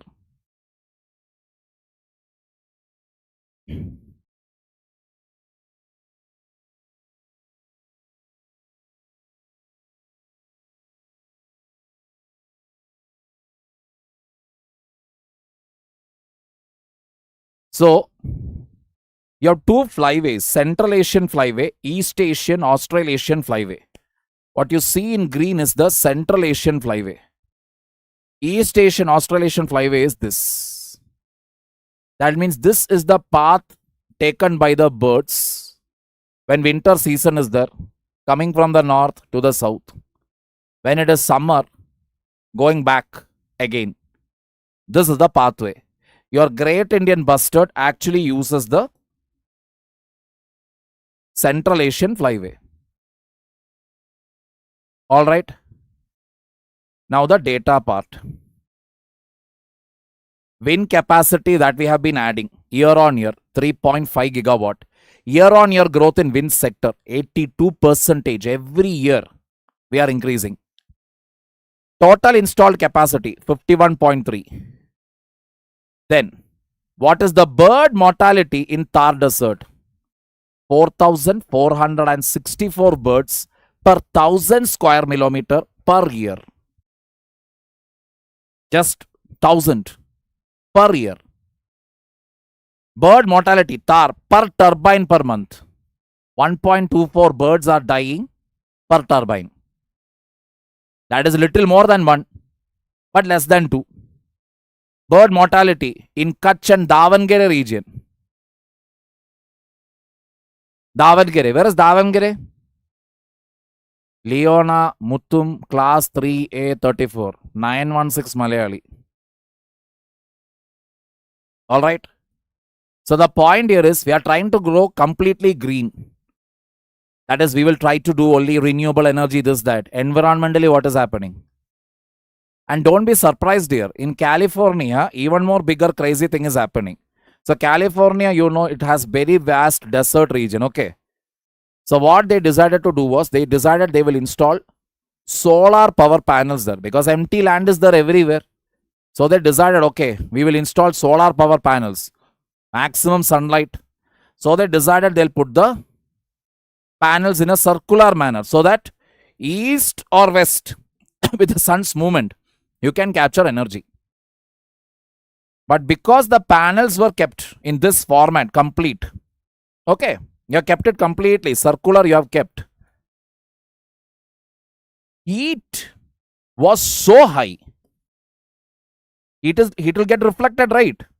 Solar light is hitting, sun's light is hitting the surface, it will get reflected also. The region where solar panels were kept, temperatures were so high. Small birds, when they come, their wings will get burnt. Slight burn is also enough. They will come crashing down, hitting on that panel. Death. Got the point here? So again, the question is, we are planning for global offshore wind capacity. That is, put it somewhere close to the coastal area. There also we need to see, you are installing it. Great. Will it affect any of the local aquatic or avian species? Getting the point here? Stable coins.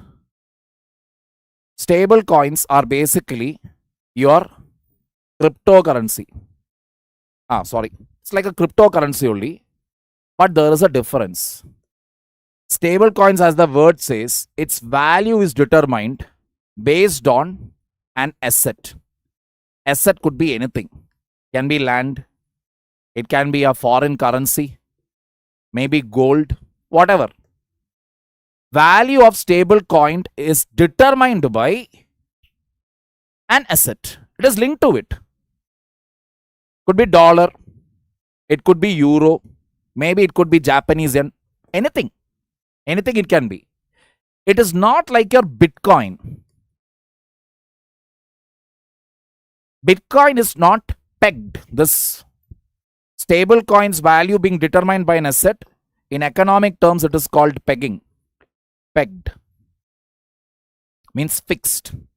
Value is determined or fixed based on an asset. Bitcoin doesn't have anything like that. Bitcoins is pure and pure based on what? Demand and supply. Nothing else. There is nothing else. Got the point here? So Hong Kong has basically decided to bring some law. The stablecoin currency, it is coming from Hong Kong. They decided to bring a law to stabilize it. Alright. It is based on blockchain technology. Blockchain technology means It's like each block is there. They are all interconnected like a big chain. Last week, I had told you maybe with regard to what? With regard to electronic voting, I told you it is based on blockchain technology. So you have your EPIC, Electoral Photo Identity Card, which will be verified by the Election Commission of India. Once that verification is done, then your Aadhaar card will be checked, correct? Which is your Aadhaar. Your Aadhaar will be verified by UIDAI. This will be done. Then obviously they will cross connect these two. How? The photo that is there in your Aadhaar, you will be looking like one that is full of oil is there on your face. Something like this, your expression will be. That is what Aadhaar is. Election Commission of India's electoral photo ID card, that will be like one chapati. This. Where your own mother also won't identify you. They will basically check the photograph. Computer will identify. Why? Computer will basically cross-check what is called nodal points. There are some things in the face which you cannot change. Eye to eye distance, eye to nose distance, nose to lip, lip to chin, chin to forehead, forehead to eyes. This you cannot change. Even if you go to your ex and meet her father, even if he slaps you 100 times also, this shape is not going to change. Got the point here? That the system will cross check. Once it is verified, this link becomes a permanent link is created. First step. Next step is what? Next step is your mobile number. Your mobile number, which I will verify from. Obviously, try.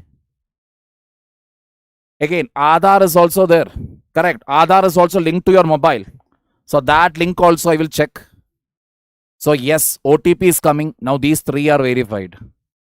But it doesn't end there. Electronic voting it is. Plastic surgery also, Rajkumar. You can only put plastic here, here. Not change the space between your eyes. You cannot take your eyes out and keep it somewhere here. That you cannot do. Trust me. That is where I will ask you. Please open your front camera.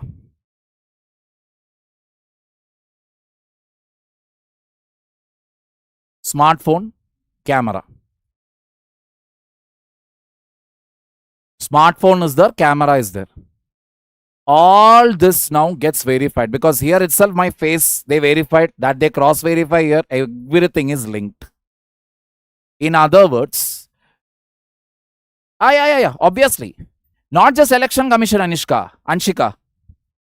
Here you have, there is no one single source of failure. Means, if I want to tamper with this data, if I want to hack it, at the exact same nanosecond, I will have to hit 4 places. Nanosecond. I have to hack Election Commission of India. Simultaneously, Unique Identification Authority of India. Simultaneously, Telecom Regulatory Authority of India. And similarly, even the mobile phone camera. With the current available technology, it is impossible. 1 or 2 you can do, not everywhere. That is why this is considered to be foolproof. Blockchain technology's feature is that data is distributed. 1, 2, 3, 4. Finally, it will create one single block.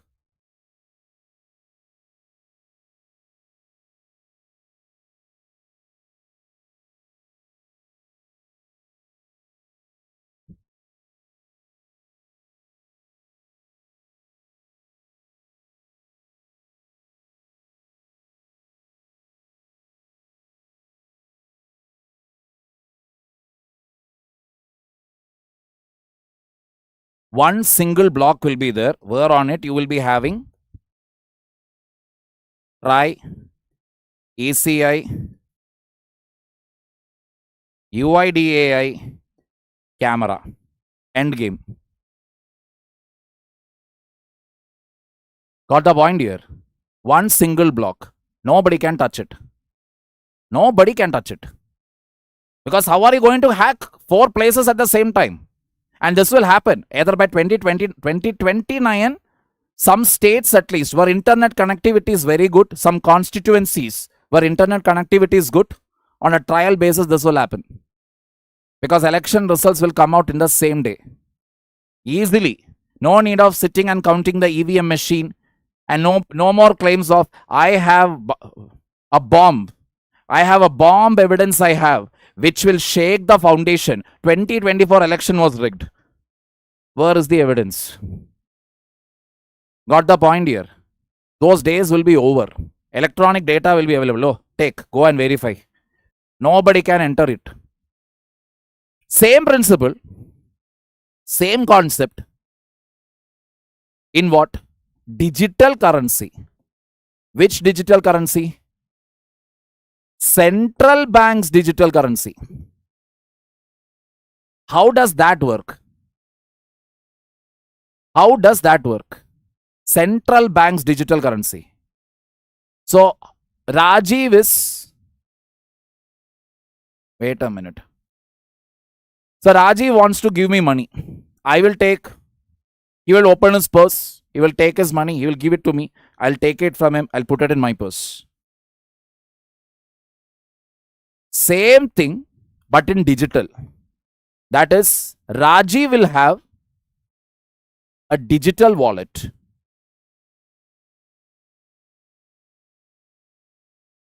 I will have a digital wallet. Our transaction will be what? Wallet to wallet. No bank, no UPI, nothing. Most of the UPI apps, if you actually see, are owned by Chinese.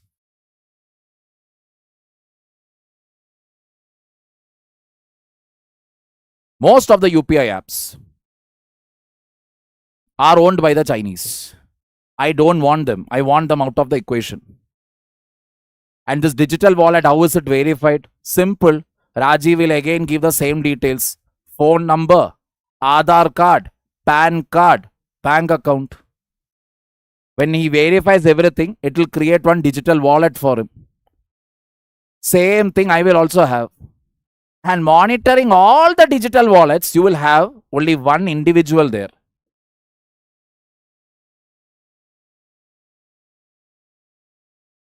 Dum dum dum dum dum dum dum dum dum dum dum dum dum dum.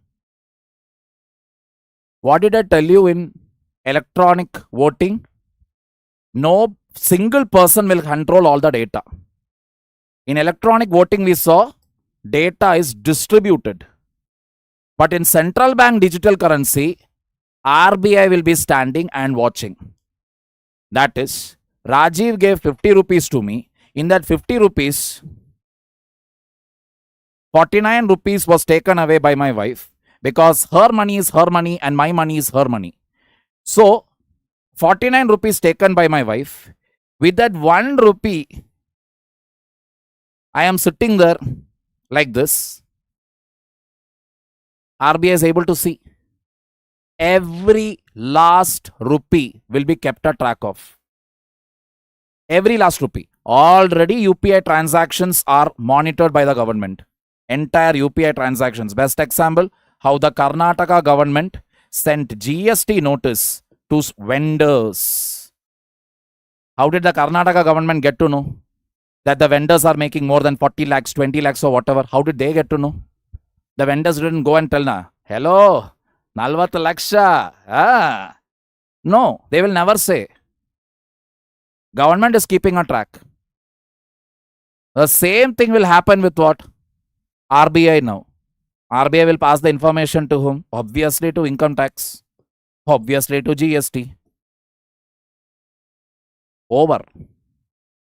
It will slowly come to a stop. That is the only form of corruption that will be possible is you can go to a hotel and basically, let us say now tomorrow, I am a very corrupt officer. I can basically ask Nancy. Nancy has come. Sir, my file. I will say, Nancy, I love mutton biryani. treat me to mutton biryani. So she will think, oh, one mutton biryani, what is the big deal? But she doesn't know, right? I eat around 5 to 6 mutton biryanis. So she will be like, what the hell?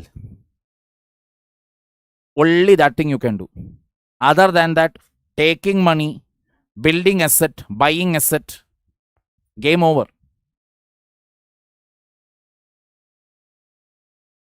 So it is the explanation here. Nisar updates, just read and revise. Okay. Time is there. Biosimilar. Will there be complete demonetization than a paper currency? That will happen. Right now, 500 rupees is the highest denomination, right? 500 will go out. Then it will be only 200. Eventually, 200 also will go out. Then it will be 100. Then it will be 50. Finally, it will come to just 20 rupees maximum. All this are going to go out. Take it from me. Take it from me. Based on a hunch, I had taught this when I was taking classes in Mangalore, I guess. Mangalore or somewhere. When I was taking offline. I was teaching economics that time. That time I had predicted it. Because I was looking, see, it is not a big deal. I'm not telling that only I did it. I'm very intelligent. Nah. When you look at a pattern, when you look at certain news, you will feel, isn't this all leading to this? Because when the first time when we heard demonetization, how dare you take away my 500 and 1000? People were angry. Oops. Everybody thought, this Modi government. That was a reaction. Did we react when 2000 rupees went out? Public didn't even bother.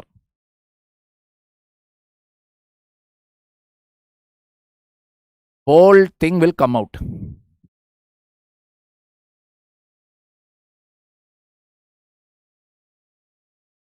Got the point here? 2000 rupees, did we go? Hey, oh, I want my 2000. Nothing. Because who will keep a 2000? Who will keep a 2000 note? Nobody. Will you keep a 500 note with you? Because getting a change, where will I get a change for this? That is a reaction. We don't feel 500. That we don't feel. Making a change for it is a nightmare. Got the point here? Next is this. After that, this. After that, this. Who will do it? P. Chidambaram.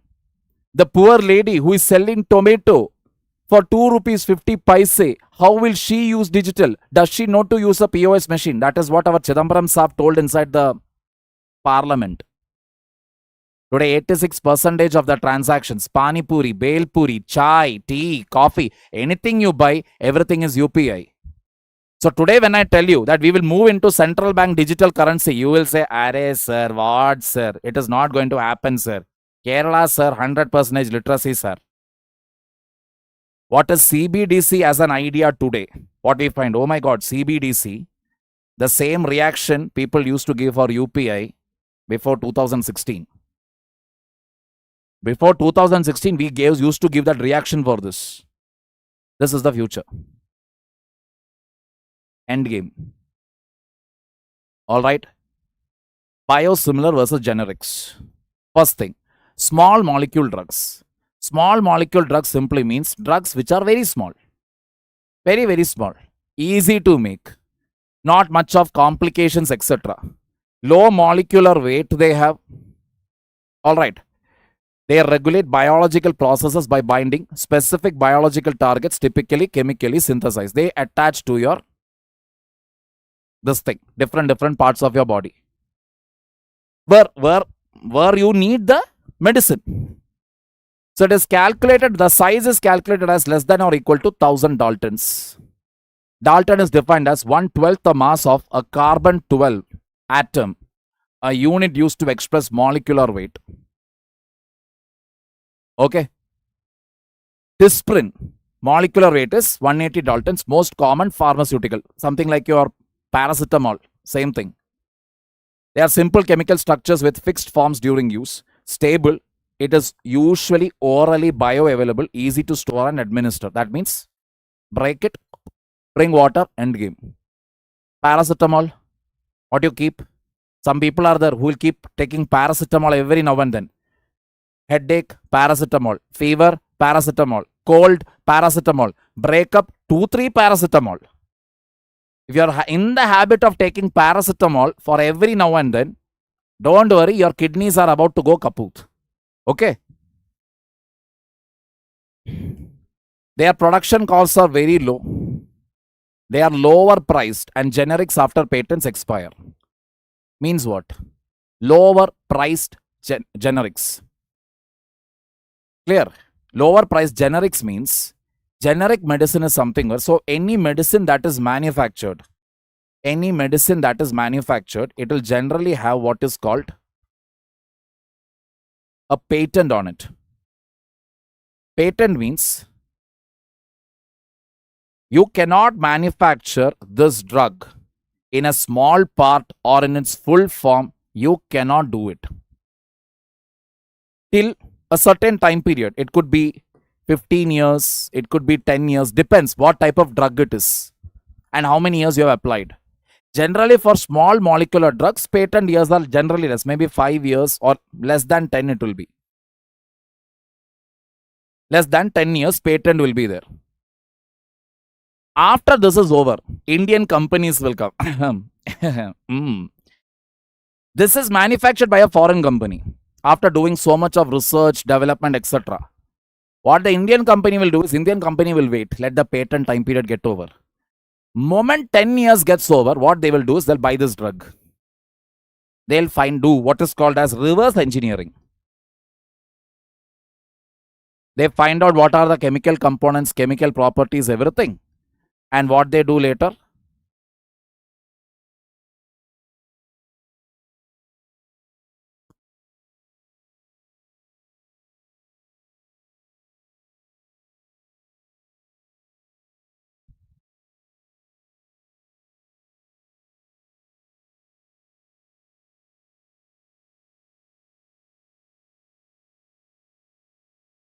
They make the generic version.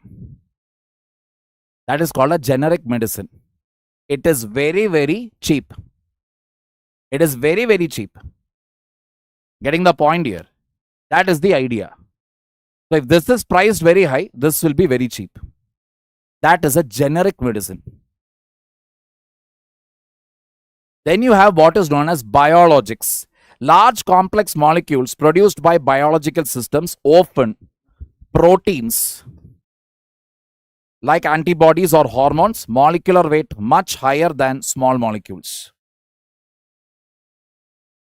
Got the point here? Protein like antibodies. Best example, your insulin.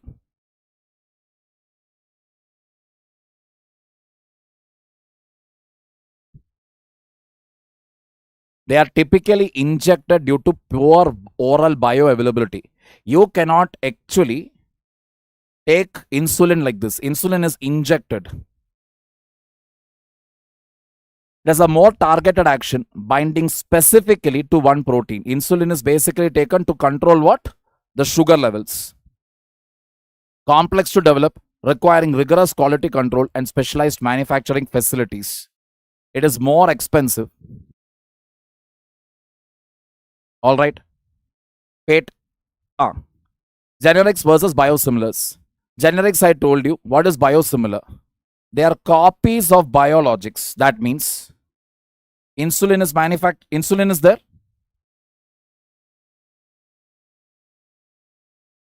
Naturally produced in the body.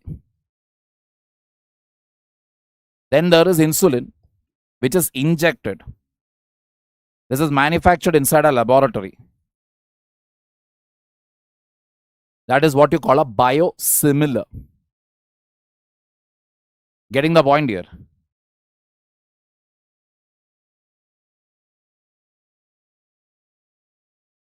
Now, what is the whole point? Why are we manufacturing generics? That is, be it small molecule drugs, be it biosimilar drugs. For both of this, we have a generic version. Why are we doing it? Reason is pretty simple. It is the cost. For example, Sovaldi costing $84,000 in the US. It is a drug. All right. Indian generics reduced the price of Sovaldi to around $1,000, greatly enhancing patient access. Getting the point here? Greatly. What is it? Enhancing the patient access. Because reduce the price. It was initially what? 84,000. 84,000, it came down to just $1,000.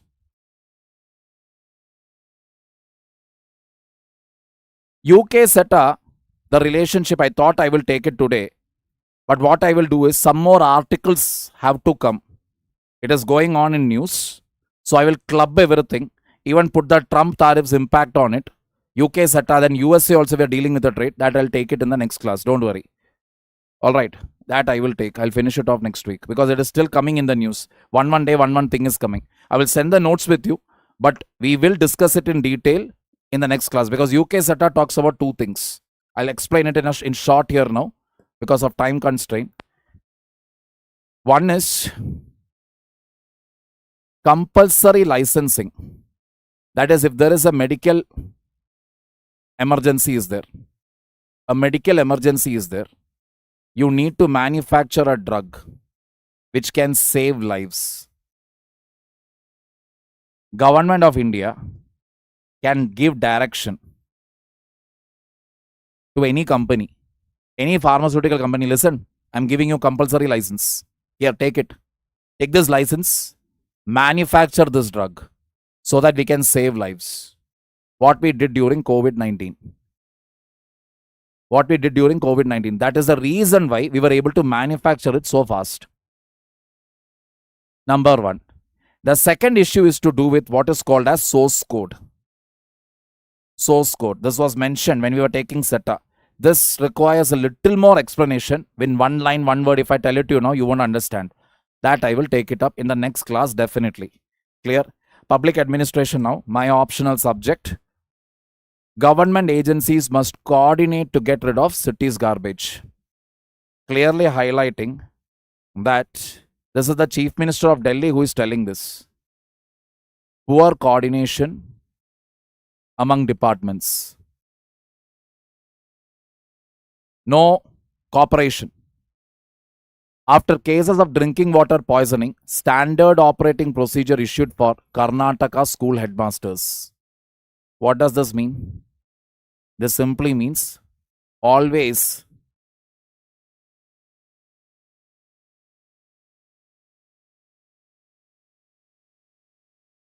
poor monitoring and evaluation. To the old PubAd students, I'll tell you, link it with double loop learning from paper 1. Link it. That is the key. Here, coordination it is. You can basically talk about, this is basically the drawback of classical thinkers or bureaucracy itself. Delhi LG approves proposal to make Aadhaar card mandatory for issuing income certificate. Caste cum income certificate, for that Aadhaar card mandatory. Like I've always told you, you see the evolution of public administration from classical thinkers to human relation thinkers to the behavioral school, then the motivational school. This is basically the whole thinkers line. Around the same period, NPA, 1968, 1988, 2008.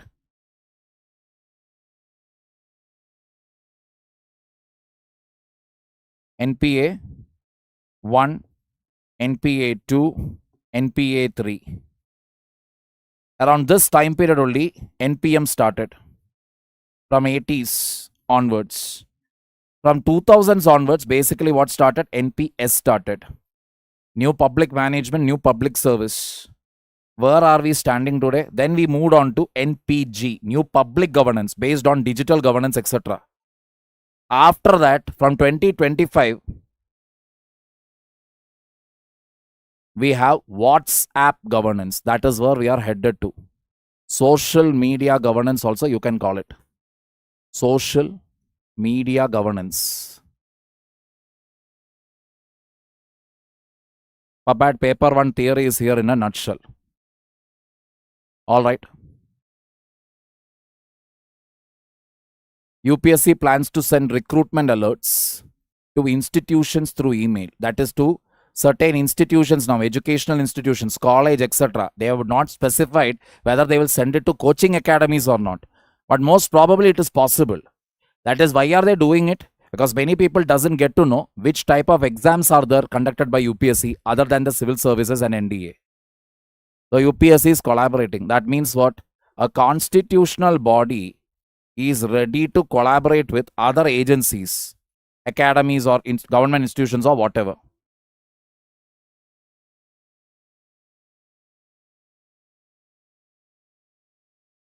They are ready to collaborate with them to pass on information. Got the point here? My channel again, people, you can scan this code. So this is where you can even receive the notes in case you are finding it difficult to get the notes from the. All right. With that, we come to an end of the class. UK and the SETA, that we will take it up in the next class because that needs to be discussed. There are a few points. Because Takaran, anybody who is preparing for any exam, if you are still in school, college, preparing for any competitive government job exam, visit PWOnlyIAS. Download NCRT compilation there. It is free. Completely free. Start reading it. And already Geography NCRT series has been taken up by Harpreet sir. It is available in the same channel, PWOnlyIAS English. Start watching it. Next week onwards, Polity will be started. Polity NCRT. I will be handling it. So those videos also will come. 2029 right now you don't require. But yeah, if you want to, if you watch it, the advantages, current affairs are always repeated. Many things you will understand easily. Infringes the functioning of payment banks. How? Manish Bharati, please explain. Picha Pillai, please ensure how much time do you have. Based on that, decide how much subjects you can take in a day. You're welcome, Lakshmi. That I don't know. If you have not completed your standard books, chances of clearing is very, very less. Harsh, you need not actually start from NCRT onwards. That is why I told you, visit PWOnlyIAS website. Already the NCRT compilation is given for every subject. That is, we have compiled the NCRTs from 6th to 12th, whatever is there, we have compiled it. We have kept it subject-wise. History, economics, polity, geography, environment. All these books are there. Just download it, download the PDF and start reading.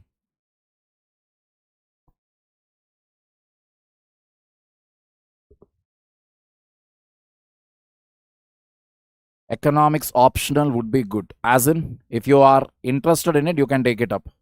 You're welcome, Shivaji. Nitin, to study economics, it is not so easy. I will agree with it because you need to have a interest for it.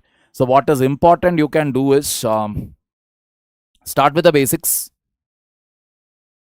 Read every current affair, read every concept. Only that is the thing that you can do.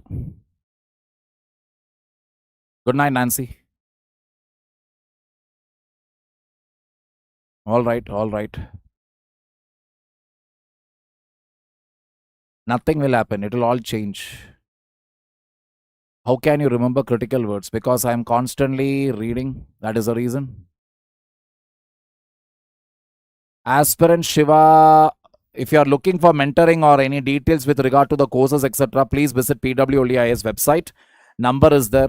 Give it a missed call or at least register yourself there. The concerned team will contact you.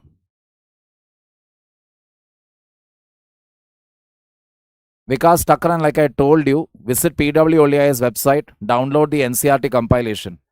Forget 6th standard, forget 10th standard. Just download the NCRT compilation and start reading it. Already we have clubbed everything together. 6th to 12th, whatever is needed, it is there in those books. Download it, start reading it.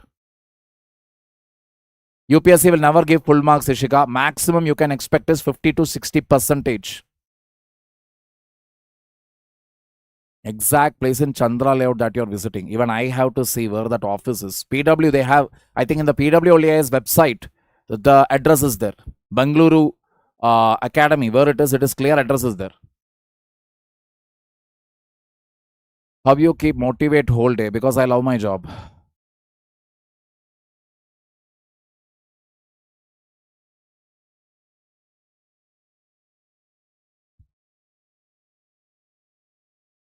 You didn't understand the concept here. It is not that account, you don't have an account and money will be with the digital wallet. Nothing like that. There will be a bank account. But you don't have to depend on the bank mostly. That is the point here. That digital wallet will take care of everything. That is the point. The digital wallet will be taken care. So you don't have to worry about it. You don't have to do UPI transaction. It will be just like giving wallet to wallet. That's it. So it will be like you are planning to send today, just like how in UPI it comes, this number.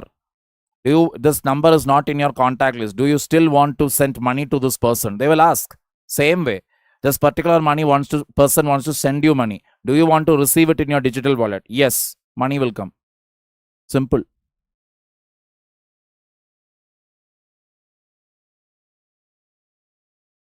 Curiosity, any optional subject, do one thing. Get hold of last 5 years question paper. Get hold of the syllabus. Analyze from which topics maximum questions have come. Start doing it. PSI or PubAd, which will be good? Whichever you like. If you like the subject PSIR, please take it.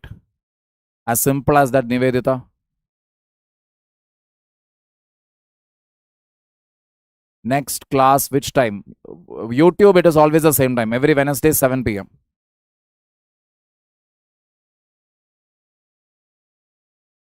Shubham Kumar Agarwal. See, again and again, please tell me. From most of your questions, I understand. Many of you are not doing the basic thing. Let it be any exam. Analyze the previous year questions first. Don't just simply read the question, find the answer. Don't do that.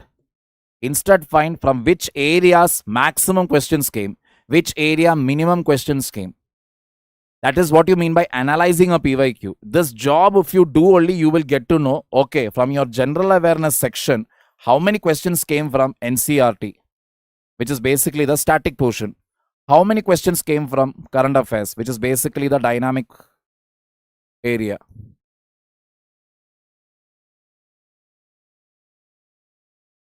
You can prepare Nitin. Third attempt in 2025. Akandra Karthik. So how old are you? Just 16 years. Get into a nice college first. UPSC, you can do it even later. Nothing will happen. Wait, 50. See, let me tell you, don't always jump when a news comes. 50% tariff is set. Wait, let us see what will happen. What is the rush? Why should we jump into conclusion today only? International politics, no decision takes place in a single day. It keeps evolving, keeps evolving, keeps evolving. So let us wait it out.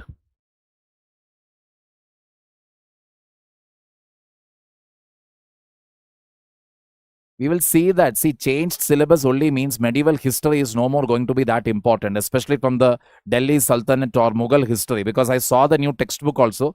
I think you only have one chapter combining Delhi Sultanate and Mughals. Then it is basically talking about the other aspects of history. So we will wait. We will see. One standard book for economics. Unfortunately, even I am not aware. I am a self-prepared economic student, I would say. I never read any standard books, to be very honest, because I found the books to be very bulky and having too much of information which is not needed for the exam. Swati Ahlawat, same thing. Any optional. Only one strategy. First, visit the PYQs. 10 years. Topic. Most asked. Topic. Least asked.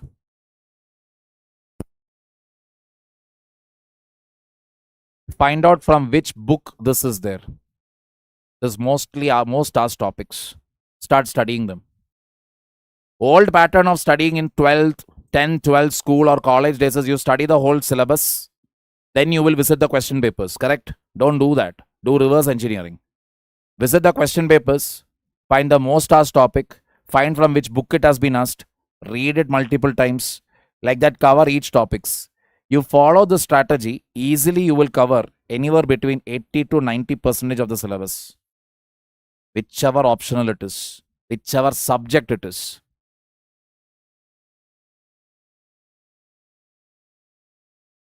PowerPoint again will come to you, so you need not do it when you are coming to Bangalore. I am already in Bangalore. I stay in Bangalore. I'll be visiting Chandra Layout on Monday.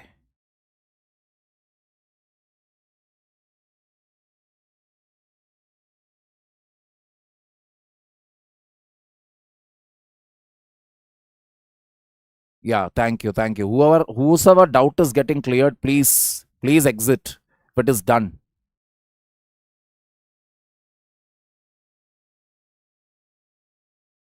See, again and again the same question. Effectively to study, effectively answer writing, just start.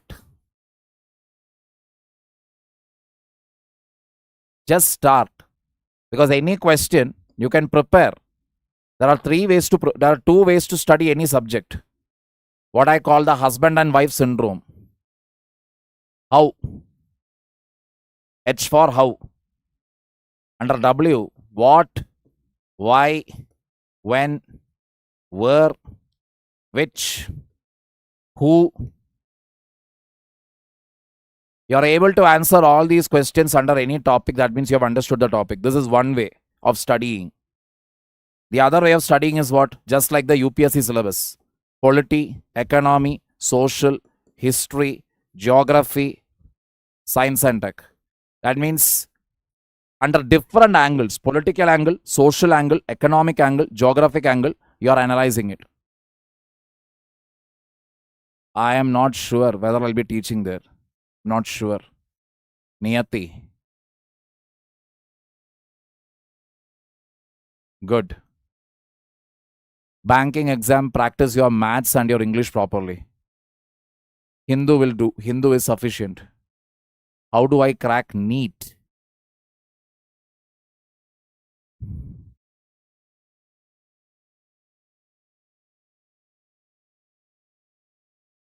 NEET again, what is there?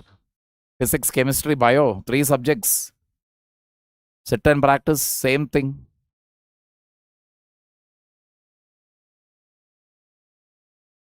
Analyze the PYQs. So if you are failing in clearing NEET, you are still doing it wrong. You are going by the syllabus first, then attempting the PYQs. Instead, what you do is start with the PYQs. Find out which chapters the most complicated questions came. Study those chapters. Focus on them. That's it. There is no effective way. Just take down the notes.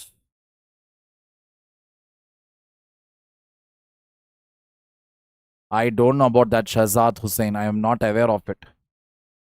CSIR net के पहले physics optional के lectures देखो या CSIR net के पहले. I didn't understand your question also.